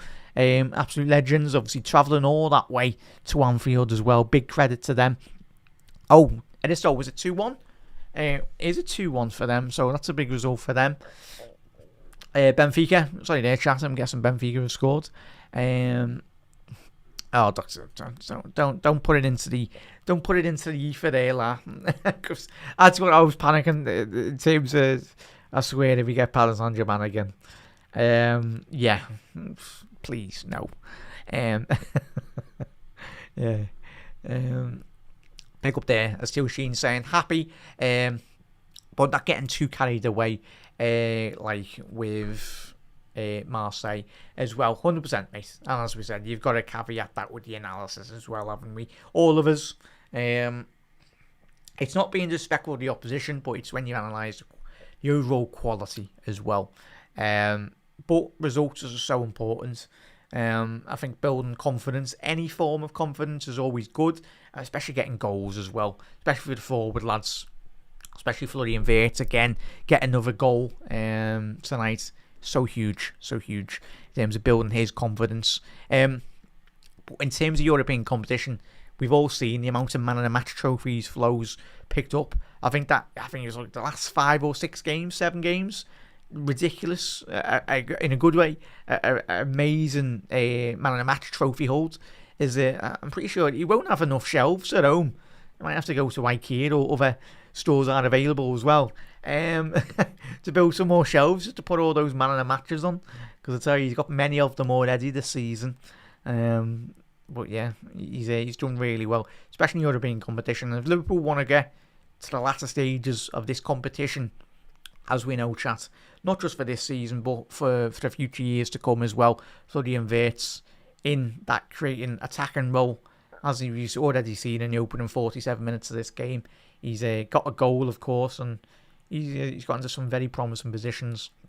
But, chat, that link-up play between him and Hugo Ekitike as well, Flo and Hugo, it's really positive. I think one of the for me, when I've analysed Liverpool, I don't know how you feel, Reds, probably you might have picked up, he certainly picked up on it as well, the link-up play between Flo and Hugo Ekitike as well has been absolutely tremendous. So it's good. So yeah, the more they play together, the better, really. Thank you. So it's good, looking good, Reds. Chat, have you picked up on when you've analysed the game tonight, what's really stood out for you? But I think even when I've looked at it, the game, Andy Robbo looks like he's 25 again tonight. He's got a load more energy. He's certainly he's done really well tonight. He's been getting a load of underlapping runs as well. The Andy Robbo of old anyway, but and the most disappointing again tonight, chat, if you just tuned in for the first time. Chat, does anyone know has there been there won't be an update yet, but if there has been, let us do know in the chat. Looks like, Frimpong, if you just tuned in for the first time tonight, he went off in the first opening couple of minutes of this game. It looks like he has a hamstring injury. But yeah, it's another muscular injury. That would be very disappointing for Jeremy. You could see from his frustration when he come off the pitch, he was fuming. But it's just one of them, really, chat. It's a big concern for me. I don't know how you feel, Reds, that he keeps on picking up these muscular injuries. But this is why you've got to have a big squad when you've got players in the red in terms of their fitness. It's just the writing's on the wall, really, when you're continuing to play certain individual players week after week after week. And you just got to be careful, especially with Hugo Ekitike as well. We can get another goal and get him off as quickly as we possibly can. If we can go 3-0 up, get Kieran Morrison or get Rio and Gamua to lead the line or whatnot for like half an hour left in the game or whatnot. Don't want to be taking any more risks with any more Liverpool players tonight. We can get that third or fourth goal, then start making your 5... we've already made one of the 5 substitutions, so you fully utilise those 4 subs anyway. Endo coming on, playing right back tonight. He's done well, Endo, playing right back, Reds. So he has popped up on a couple of occasions in the penalty box, which has been good. Big up there in URL as well. Hopefully I'm announced that right, mate. Apologies if not. Liverpool's Champions League is completely different. It is, also. Yeah, it is. But I think, as you've already alluded to, Assad and chat. Oh, sorry there, Chris. Seen that then. Decent so far in attack. Don't like how quickly they can get into our box at times. Yeah, it feels like that's the norm, Chris, isn't it, in terms of this season. But when you analyse, I know not a lot of you might have seen too much of Qarabağ, but they've got 10 points already in the Champions League. They can be a big threat, and I'm pretty sure we will see that on a couple more occasions in the second half. Hopefully we don't. But we just got to be very cautious in terms of where we're defending the second half periods, because they will go all for it. But as I said, if I'm their manager, I'm just saying to the lads, camp on the edge of your box. Don't be getting any more goals conceded, because the way the Champions League table's going at the minute, as it stands, they will qualify in position number 23rd. Obviously, 24. Top 24 teams is the cut-off, but as it stands, PSV is still drawing. So if Monaco and PSV do chat, who are they playing? PSV and Monaco. Let's have a quick look. Sorry, because if those results do turn around, PSV. So who are PSV against?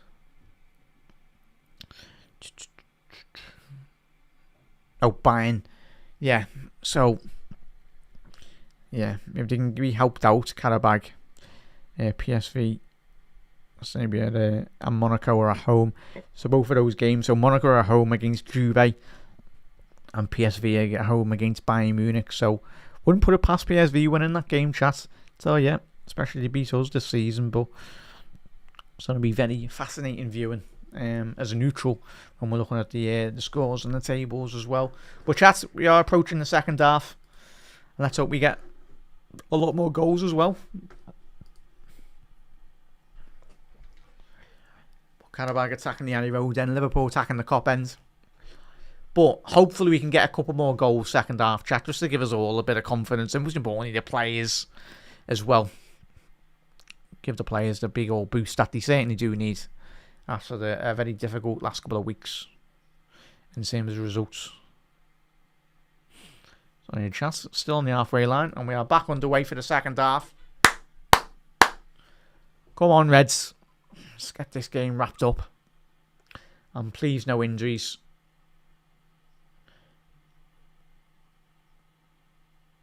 Liverpool going forward here now on the counter-attack. And McAllister. Qarabağ player's gone down here. Can't quite see who it is, number 2.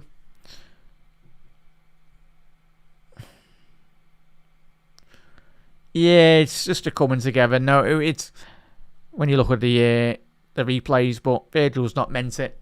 Just jumping with his elbows. It's expected when you're that big anyway. Man mountain.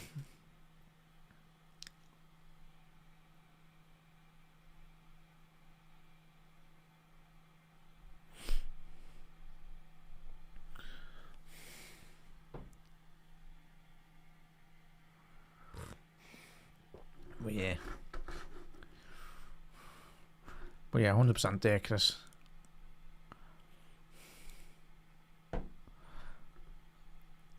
Yeah.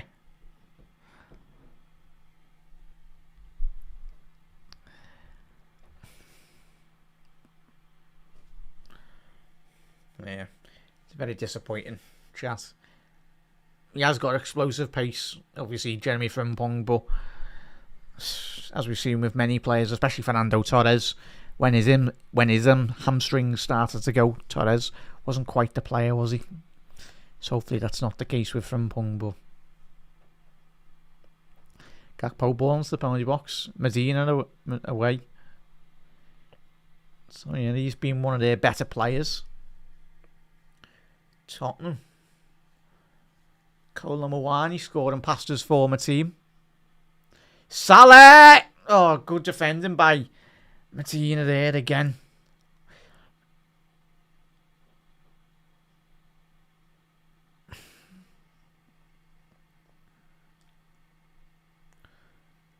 Come on, Liverpool. So dominating the English sides as well, which is understandable given the amount of financial resources at all the English clubs' disposal. None of ours this January window, though. Salah's not going to be a foul, whatever for he. He's going to be giving away a free. Yeah, it's a foul. Qarabağ just outside the penalty box there. Medina, he's imploring with the referee. Just a little toe poke there, yeah. Well done there, Mo. Yeah, it's a foul on the edge of the box.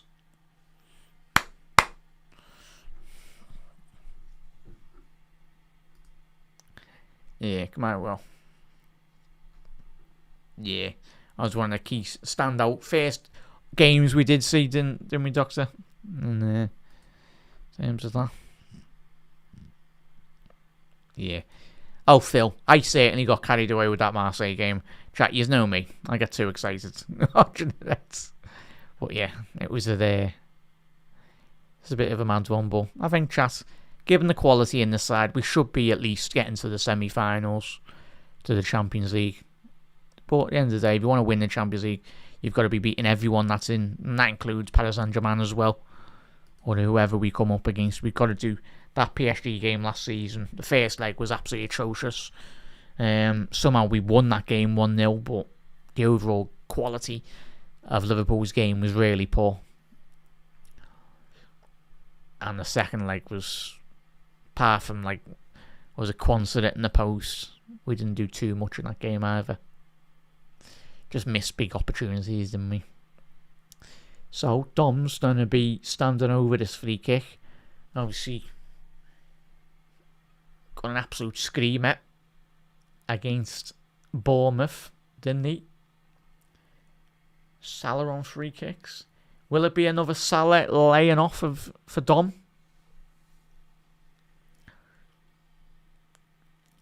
There's a little wall in front of the Qarabağ wall as well.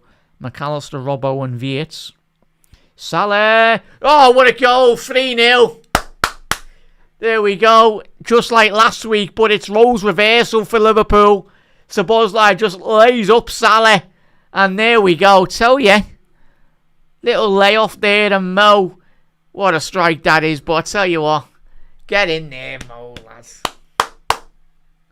Tell you what. Fantastic finish by Mo. Get in there. There we go. Now we can kind of relax a lot more on our heads. But I tell you what. Lovely little setup there. Little give and go. Little roll behind him. Little back heel from Dom. Setting up Salah. There you go. Calm as you like. Into the top left corner from the Egyptian. Tell you what. Good luck trying to save that. Put 5 goalkeepers in. You're not saving that. Postage stamp from the Egyptian. In a bit, lads. And Liverpool into the top 8 of the Champions League. And look now with 2 feet in qualification for the top 8 position. That's what we want, Neds. Now, can we start adding a bit more couple goals as well, giving the lads confidence, and certainly giving the Anfield crowd and everyone around the world over watching and listening more joy. Certainly it would give everyone a big boost if we can bang in a load of goals tonight. But tell you what, chat, I've been a bit disappointed. I know we've done well tonight, but I've been a bit disappointed by the showing of Qarabağ tonight. Expected a lot more from them, really. Yeah, you never know, mate. We have a lot more energy, but it's the demands. Big physical, a lot more physical demands in the Premier League as well. And it's the way teams are set up in Europe. They're a lot more high up the pitch. They're wanting to play football compared to teams in the league when they come to Anfield.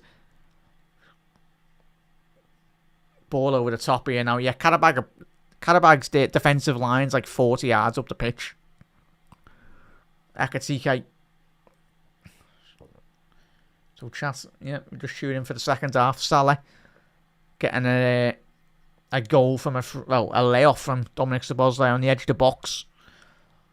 It was from the right-hand side of the penalty area as well, chat. So, did favour Mo's left boot. Szoboszlai, Andy Robbo, getting a lot of joy so far tonight down that left-hand flank. Gakpo inside the penalty box. He's got Robbo on his left. And he's went with McAllister, sorry. Couldn't quite poke that through. Alexis. As I said, chat. Long term, we don't want to be seeing it, but it's worked tonight. Gravenberch.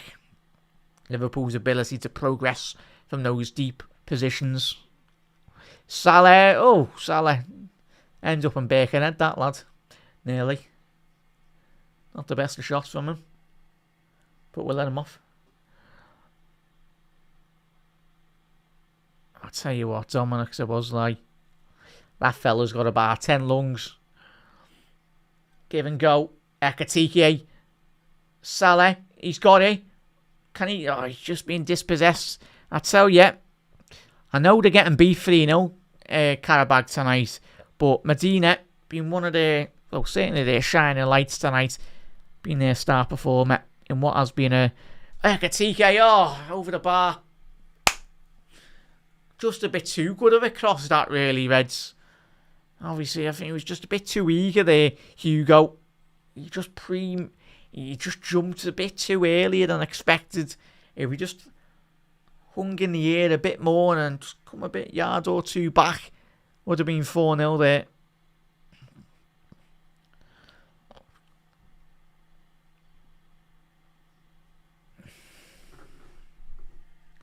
Yeah, a little more time. So, yeah, that's what I said, chat at half time in it, still. About Mana, I'm literally looking at my bench, getting all the other 4 lads on now.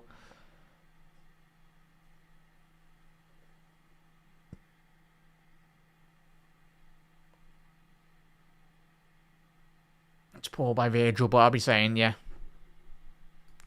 Yeah, he's been tremendous, Robert Wanning.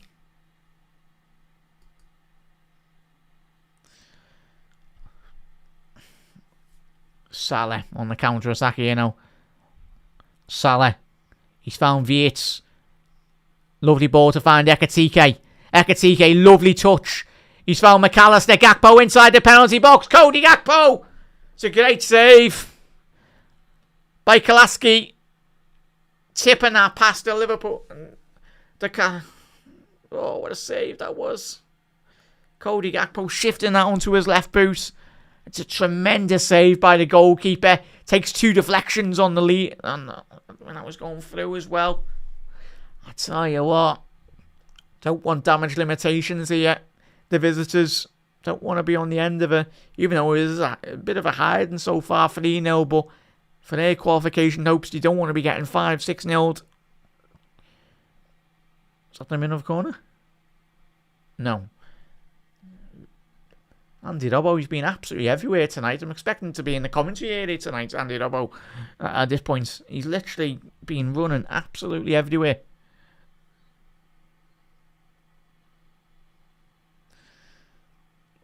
Certainly Liverpool smelled blood tonight and gone for it. Endo to Vietz. Salah just inside the penalty box, just being dispossessed by Medina. Possibility for a breakaway here. Qarabağ on the counter-attack. They haven't got many players forwards. Andrade on the right-hand side. Good interception there by Cody Gakpo, coming all the way back. Oh, Hugo Ekatike, stop that, lad. Ekatike, he's done. He's dropped the 2 centre-halves. Ekatike, oh, what a goal. Oh, yes, lads. There we go. Oh, he's playing in full flow there. Ekatike. He's nutmegged both of those defenders there. That's naughty. Absolutely naughty. Hugo Ekatike. What a goal that is, Reds. 4-0 up, Liverpool. I need to see another replay of that goal. There we go, Hugo, lads. But what a breakaway this is by Liverpool. Ball over the top. Oh, Ekatike with this slight delicate touch. Oh, he didn't nutmeg there, Medina, sorry. But he just takes it past both of the defenders on the halfway line. It's that first initial touch. So crucial to evade the Qarabağ number 13. And then Medina, he fully committed the centre-half. And when any defender does that against Ekatike, he's got the pace, he's got the power to get away from many defenders.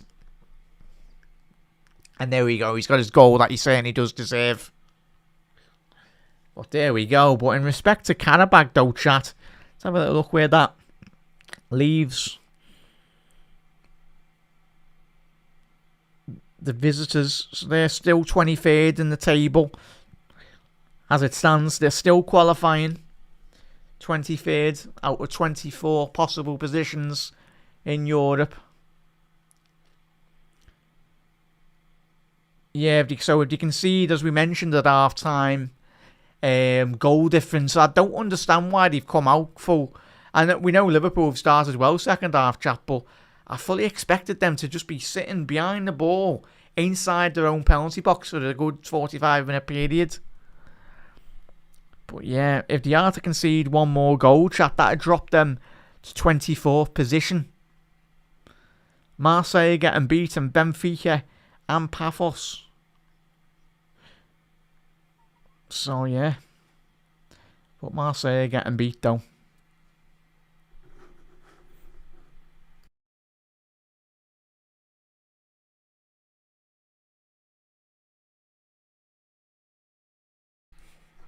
Yeah. So mainly Zuberi inside the box. Qarabağ. Liverpool on the counter-attack here now. Well done, Cody. Release it now. Virgil van Dijk playing as the attacking midfielder here. Andy Robbo bursting forwards. He's found Wirtz. Right hand side the penalty box. Wirtz! Corner. I'll tell you what, Liverpool's red arrows tonight have been fantastic. Liverpool the most amount of goals so far in match week 8 of the Champions League. With 4 goals. And certainly Anfield, it's exactly what we've needed in terms of building that atmosphere back up, giving the lads and ladies all the confidence in the ground and everyone watching at home as well. You can talk about the opposition, but there's nothing better than seeing Liverpool banging a load of goals. Gives the players confidence and gives us all that bit more confidence as well. Certainly what was needed. Szoboszlai ball in. Is that going to be a foul now? Referee said, so there's 30 minutes. Now why have you not made any subs, lads? We're winning 4-0. Get 4 of the other lads off. Oh, Cody Gakpo. Oh, lads. Oh, he's offside there. What's that going to say? Yeah, ends up in Rose Head, that Cody, lads. But I tell you what, who is it? It's Dominic Szoboszlai with a tremendous ball whipped in, but sadly Cody Gakpo was just ahead of the play there. Doesn't really need it when you've got a quality of delivery from that right hand flank. There we go, chat. Yeah, there's Doctor saying there, just got to be very careful, innit?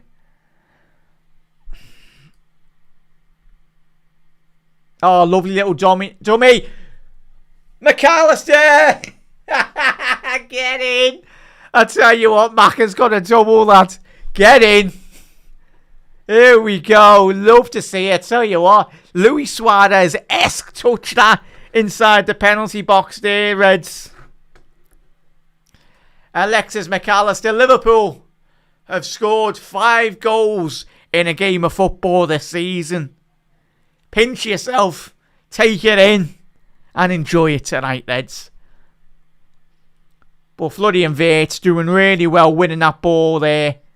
McAllister, but it's the first initial touch to dummy it. I'll tell you what, such a great finish. The composure, little bit of shade of luck there, really. This stuff doesn't help when I'm just seeing on the replay.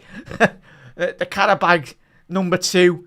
He sets up Macca really well there. But it's that slight, delicate touch by Macca to take it past the advancing goalkeeper. And there we go, Reds. Here we go. Some more goals, please. Some more goals, please. The Macca's back. Macca's on a hat-trick. But I'll tell you what now. But as it stands, chat, Bolo Glint have just taken the lead as well. Now, Benfica are 3-1 up as it stands.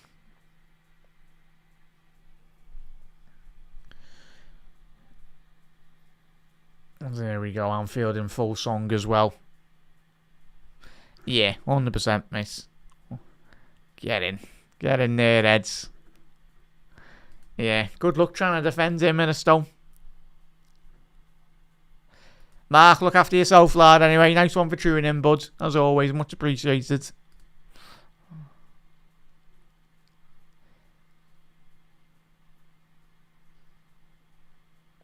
Yeah, a little more time than we sub-key players. Hopefully soon, mate, but...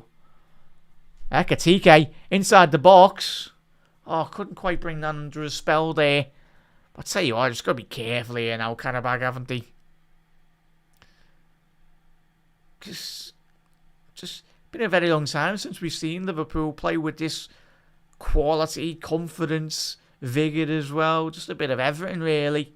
What superlative you want to throw at Liverpool tonight? We've certainly been that. Andy.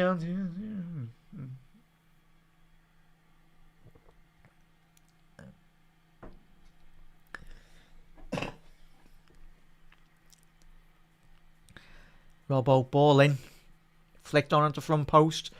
Oh, Virgil over the bar there. In that position, would have expected him to at least hit the target. It was with his right boot on this occasion, on his head usually. Too much a bit of a lean back there. Rio's coming on, Trays. And get them all on, please. Make all your 4 subs. Don't want to be getting any more injuries if we possibly can. 5-0 up. Now is the perfect time to bring in Rio and even Morrison. And looks like it's just going to be Rio and Trainioni at the minute coming on. So they're going to be getting 25 valuable big minutes in European competition. But get the lads that are going to be in the red danger zone in terms of fitness. Get them off. Percy, I'd like to see a bit more. I'd like another 2 more substitutions. I know we've done some substitutions this year, chat, where we've made too many at the wrong time. But we're 5-0 up, and if Liverpool conceded 6 goals off the back of making 4 subs, then we'd literally have to retire this season and just pack up our bags and, yeah, not play any more games anyway. So, being 5-0 up, you can certainly make those subs.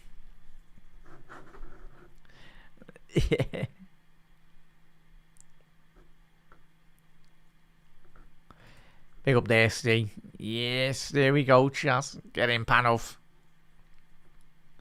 As Chris has mentioned there, yeah, the sub soon. Take off some of the key folks of Robbo's last game going. Yeah, well, time will tell, Chris, won't it, mate? Oh, Nakatike! Oh, Medina, lads, I've just been giving you a load of praise tonight. And oh, he's giving it to Gakpo! Nakatike! Oh, no, just couldn't quite get the rebound. What are Qarabağ doing inside their own penalty box? Just messing about with that. What are you doing, lads? Continue it, please, but madness. But really good pressing by Liverpool. Much better, but it doesn't help when you're... It certainly doesn't help things as the opposition team when your centre-half's trying to dribble out and pass out from the back. On Cody. There we go, disappointed.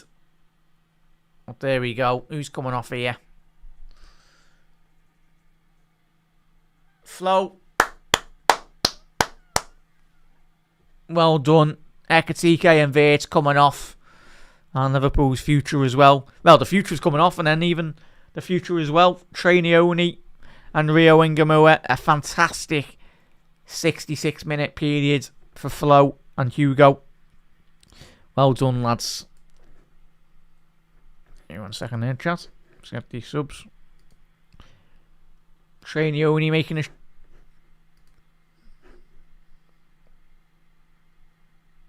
Champions League debut for Rio. Not for Rio. He's played already. For Naoni, chat. There we go. Probably will play in a bit more advanced position as well. Trey, which is good to see. It's what he likes to do, getting forward. In a bit more of an advanced role. So, sorry there, chat's making the subs. There we go. So, chat double change there. Qarabağ have made 3 changes. Certainly needed a bit more legs, really, the opposition. Chat, if you haven't already done so, do drop a like on the video as well. You are new to Anfield Index, hit that subscribe button as well, Reds. Obviously, Trev and Dave and the lads will be taking you through the post-match analysis on the post-match Raw tonight. Chelsea MBs. Chance.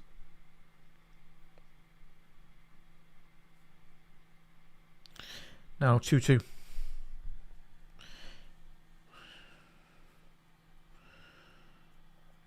How were Tottenham 4th? But I suppose you'd say the same thing about Liverpool this season in Europe. Unlucky there, Rio. Has he got a corner out of that? Yeah, he's got a corner. Well done, that. So, chat. Nice one, Steve.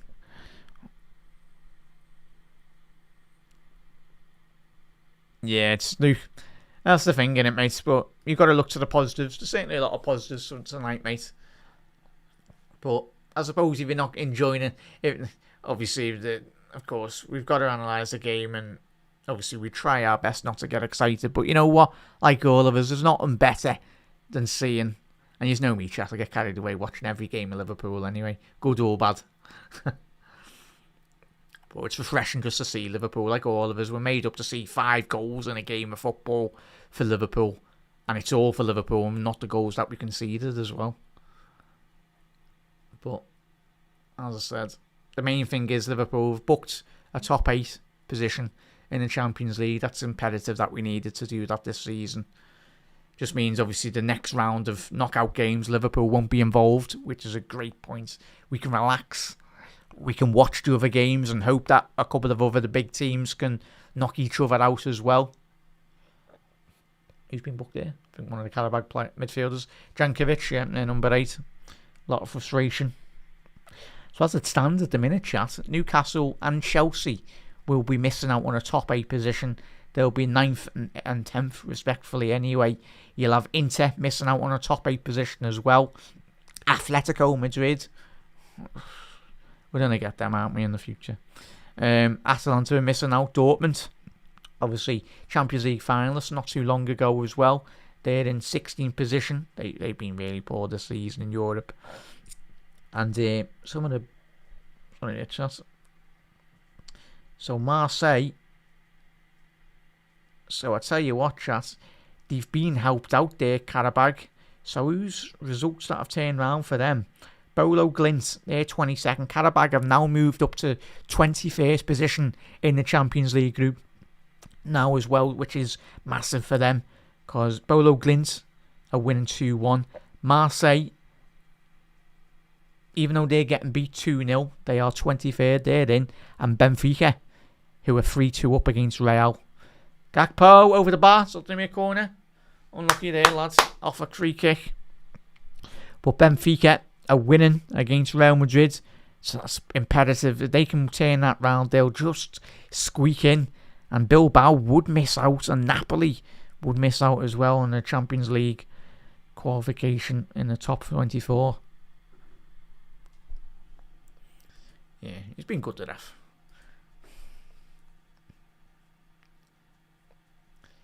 Chiesa coming on. Chiesa should have come on when Rio and Trey come on. If I'm being honest. Van Dijk! Oh, 3-0 marked at the front post, Virgil.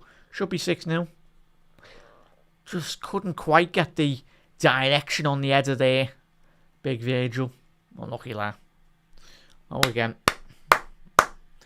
Come on, Freddy. Oh, Nalo's getting an opportunity as well. Go on, lad.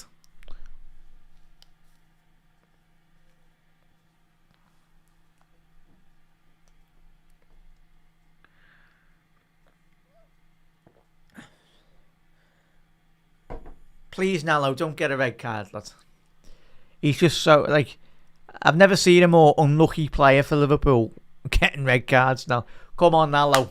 Please just stay in the pitch, lads. What a moment for the lads as well.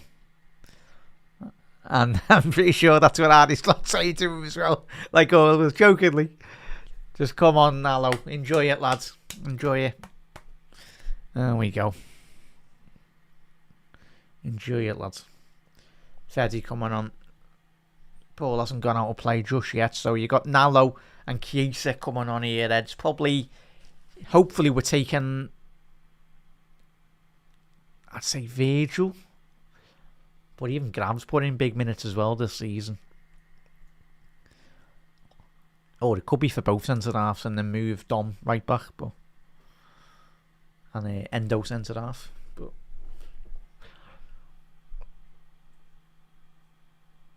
probably will be Grav coming off, chat. I'd expect Virgil to stay on. Liverpool building up down the left hand side here now. Robbo, ball into the box. There'll be a corner for Liverpool. Come on. Yeah, chat. So Qarabağ 21.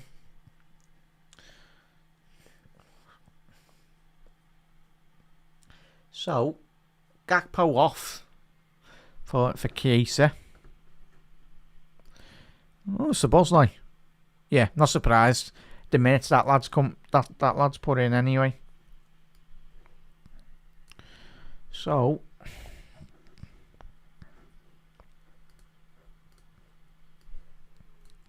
come on, Freddy.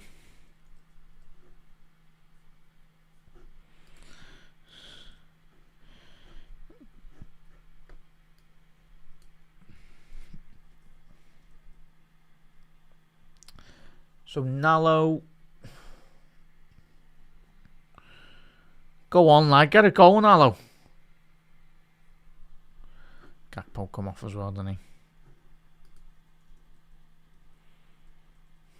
Ball in, Virgil, shot on target.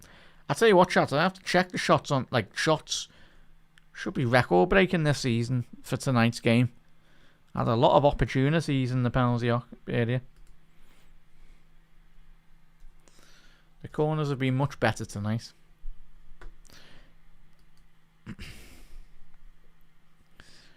Nallo playing centre half. Could have a bit more higher. Chiesa. Oh, it's going to be another corner here, chat. I swear we must be, chat. Let's have a little look. Yeah, 34 total shots, but 10 shots on target. Much better. Much better. And especially the conversion rate, 5 goals as well. And I had XG's 4.2 Reds. Great.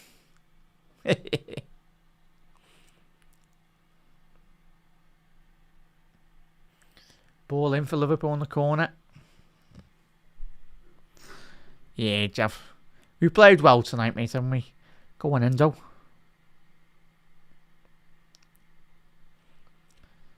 But chat, I'll be here for the late night live tonight as well, Reds. We'll break down the game and we'll get your player ratings as well for the game. Little segments, new segments that I'll introduce. And if you do like it, we can try and get that in on Gags' shows as well. And Lewis's games, if you want to integrate that into the format anyway. But it'll be a good bit of engagement for you. More interaction.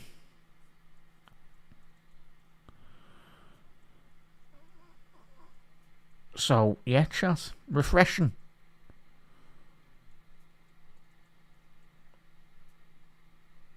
Chat, what's our record? Probably for anyone, someone out there I know, won't they?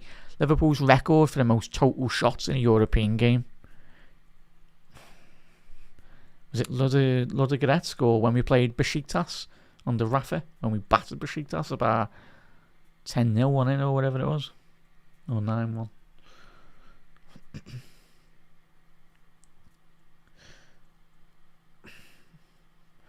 But if Qarabağ, fair play, even though they've been on the back of a battering tonight anyway, but the fact that they've been able to, as it stands, qualify in the top 24, it's great going. And I mean a lot in terms of their obviously they've got to go through the other round anyway, but it just means more revenue for a club their size as well. More Champions League revenue. And for the long-term future of the club in terms of qualifying for the next couple more Champions Leagues, you never know. They're giving them the world of good. So fair play.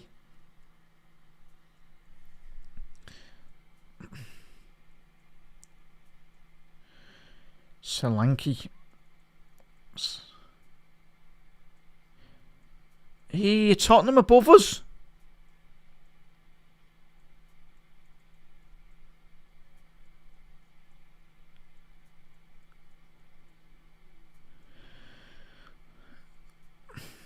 Sorry there, chat. Sorry, I found the table again.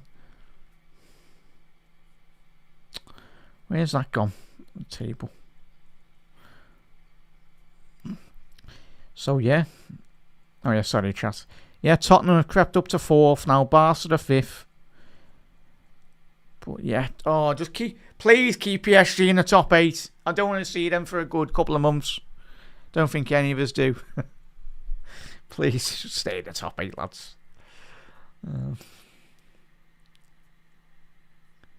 Ball into the box. Go ahead, Endo. What a ball that is.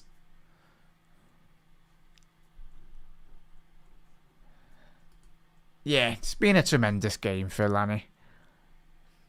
I know everyone will go, and it's understandable. Everyone go, oh, yeah, it's only Qarabağ, but end of the day, that's what we all love. This football club, of course, winning trophies, but not on better than just watching Liverpool's side bang a load of goals in front of the Kop as well on a European night. It's a great memory for all the fans in the ground as well, and anyone watching the Reds. Yeah, as G has said.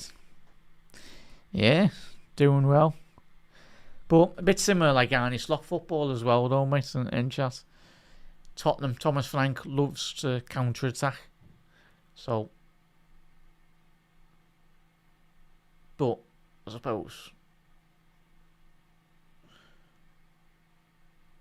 if Conte can't do a job at Tottenham, then I just don't know what Tottenham fans want at the minute.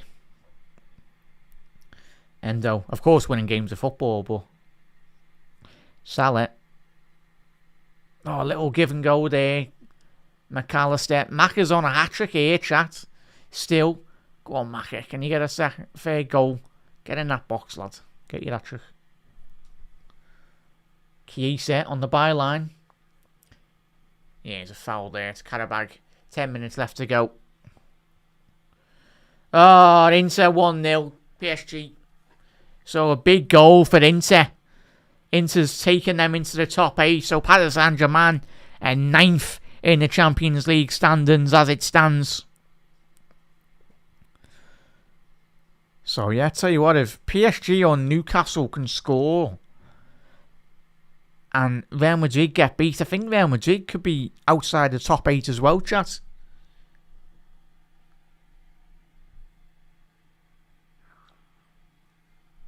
Yeah, 100%. Yeah. I think I looked at seeing one of the someone's done a great breakdown and the percentage of difficulty to Tottenham's fixtures this season, and the much better, as Doctor said there. Yeah, our fixtures this would be much better. Harder, sorry.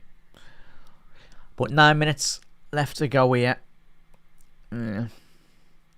So Newcastle, PSG, Chelsea, Atletico Madrid, and Dortmund all outside the top 8 as it stands. Go on, Rio, lads. Ay. It's not a foul. On the right back there, lads, can't we? But yeah, it's mad though, chat, tonight. If you're away from the game tonight, PSG, Newcastle, Chelsea, Sport, and then Juve, they're all drawing. But if one of them can, obviously Newcastle, PSG against each other as well tonight, so a goal for either one of those sides with 10 minutes left to go will be crucial.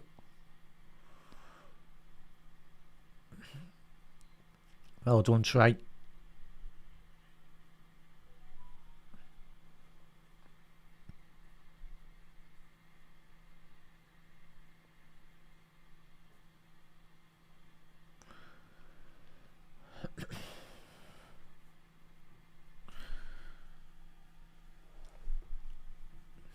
But Newcastle, chat, that's going to be a great game on the weekend. It's going to be a very difficult game anyway. I'll be here, and we've got plenty of shows on the horizon as well this week. Go on, Salah. He's kept that in. Endo. Tell you what. Oh, it's a lovely ball by Endo. Just cleared the front post, though. And I'll see you on the weekend as well, Reds, with a watch along. Matchday Live. Great interception there by Trainioni. But yeah, just obviously with the subs that have come on, there's been a bit of a obviously, which you would expect with the amount of changes that we've made. Much needed anyway, but we can relax. Certainly I've reserved a lot more energy in the back last 20 minutes as well. Certainly the next 10 minutes as well. So, reserve our energy. Just keep all the possession now. It's what you do your training games for. It's all about this.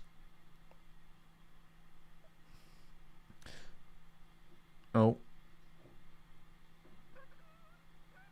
Chelsea go into the top 8 there, chat. A crucial 3-2 lead in Naples.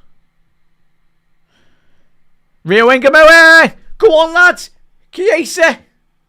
Oh, I just couldn't quite get under a spell. But yeah, Pedro. João Pedro. Put them into the top 8. Big ramifications for the top 8, chat. City still 7th. Chelsea 6th. Real Madrid hanging on there. Hanging on.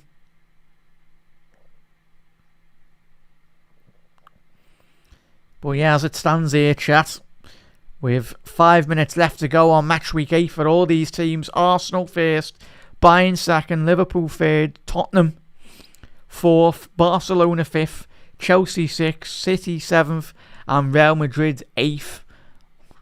So as it stands, Paris Saint-Germain and Newcastle should be piling on both teams going forward in that game, playing against each other. Because a win, 3 points for either one of those teams, would break them into the top 8. And it would possibly knock out a Real Madrid as well. Or even a goal from Sporting's game is in their game. But I don't think that will be enough anyway. Yeah, I don't think it'd be quite enough for Sporting on goal difference. Liverpool going forward here now. 5 minutes left on the clock. And there's going to be another corner for Liverpool tonight.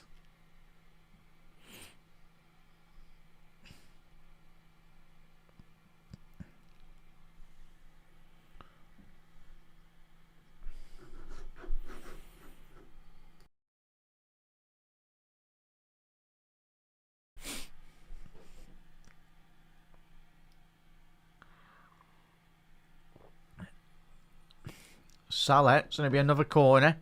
So we've had about 70 corners tonight, chat. That's good. So stats. Oh, we've only had 30. It feels like we had loads, man. Another corner here. Liverpool's 14th corner of the game. Salah in swinger. Endo at the far stick. Another shot on target. I think that's number shot 37. I think that was a Liverpool's 12th shot on target as well. But for a team that is usually domestically quite good on corners, Qarabağ, one of their key threats is set pieces, but Liverpool have done really well between both boxes in terms of defending the man attacking those corners as well.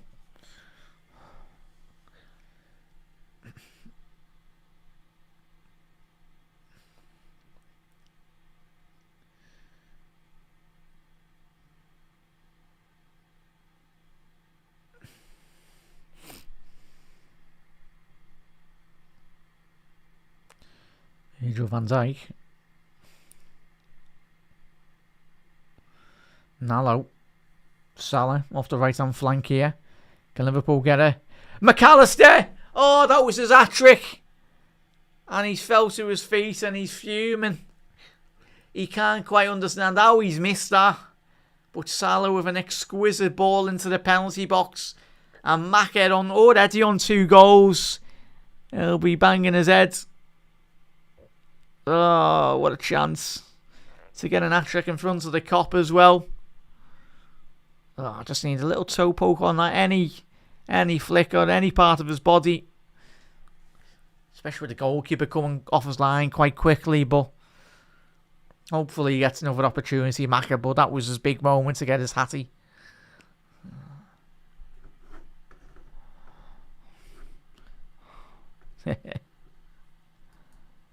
Yeah, he's been alright. He's done a job tonight, right, hasn't he? And not had much threat up against him, no. Might have been a bit more of a different game if he had Kylian Mbappe or a Vinny Jr. up against him anyway. But you can only play what's in front of you. And he's done a job. Done well. But mainly I've been a lot more impressed, like probably you, Doctor, as well, Overs. He's done really well when he's gone forward, when he's crossed the halfway line. Got a couple of very good crosses into the box, certainly.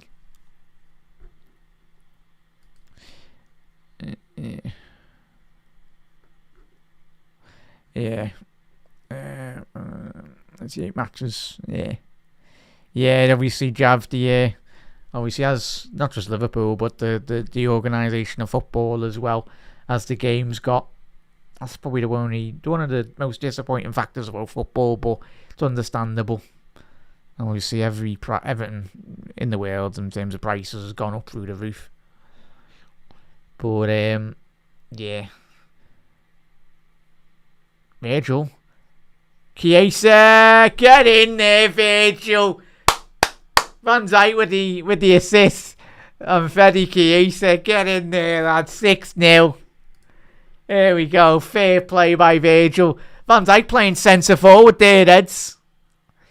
Tell you what, we certainly got plenty to talk about tonight on the post-match. Many goals. Don't think we'll have enough airtime anyway, but we'll go long tonight. But great build-up there. Yeah, he's onside there. Virgil van Dijk playing centre forward. He's onside there. I think the technology will be telling him he's onside there. But a lovely side-footed finish in front of the cop end for Chiesa. He looked onside for me, chat. So 6-0. I think that's going to be a goal given.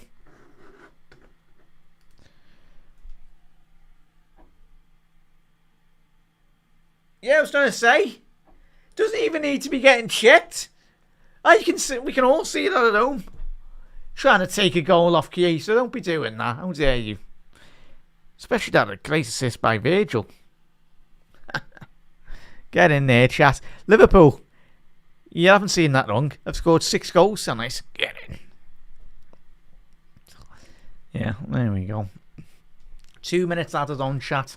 Which I think the Qarabağ management and players will be absolutely amazed with the referee there. But yeah. Well, fair play to the Qarabağ fans that have travelled all that way from Baku as well. Great support from the travelling away end. And Dai going forward.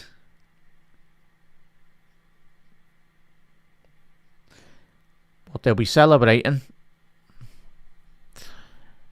qualification in 2 minutes' time, as long as everything finishes as it is as well. But as it stands at the minute, Qarabağ with moments left on match week 8, even though they've been getting 6-0 tonight, they are finishing 22nd out of a possible 24 in stage of qualification. So a big win for Leverkusen, big win for Olympiacos as well, a big win for Club Brugge. But yeah, get in there, Reds. Liverpool have owed that. More of that, please, Liverpool, this season. And especially in Europe as well. Well, chat. A massive thank you, everyone, for tuning in to Anfield Index. If it's the first time tuning in tonight, make sure you hit that subscribe button down below as well. Do like, share, and subscribe as well, Reds. And yeah, do get involved as always, Reds. And I will see you in 10 minutes' time for the late night live as well. So I'll see you very soon, indeed, Reds. But for night, Reds, look after yourself. Liverpool top 8 as well have secured a spot in the latter stages of the Champions League as well. We can relax for now, the next phase of European competition. But Reds, I'll see you in 10 minutes' time at 10 o'clock. But Reds, get in. There's plenty to debrief on what has been a fantastic night watching Liverpool tonight, Reds. Well, as always, Reds, hit that subscribe button down below. Head over to AnfieldIndex.com for even more post-podcasts as well. All the articles. Over 75 free podcasts per month with over a staggering 600 plus free articles on AnfieldIndex.com as well. So plenty for you to get stuck into of all things Liverpool Football Club as well. You have plenty of shows. Media Matters tomorrow as well with David Davis and David Lynch. And many shows on Horizon. You've got Chat G&G on Friday as well with Grizz Khan and Gag Tandon. And of course, I'll see you on the weekend in what will be a very, very difficult game for Liverpool at home against Newcastle United. But you know what? Want to get back on track, we've got to beat them all as well. And that includes European competition as well. And as it stands, chat, I might relax for a couple of minutes whilst I get my notes together as well and just watch the closing stages, chat, because there's going to be certainly a lot of drama in the last couple of games as well. But I'll let you enjoy that. Reds, I'll see you in 10 minutes. But Reds, tune into the post-match reward as well. The lads will be recording in the next 5 or 10 minutes time as well. So get involved in the Discord. If you are a pro subscriber, you'll be able to listen to the sound studio as well. The lads unpacking what has been a fantastic night watching Liverpool tonight. Reds, enjoy it. Liverpool, yes, have won 6-0. Get in there, Reds. See you very soon, Reds. Look after yourself.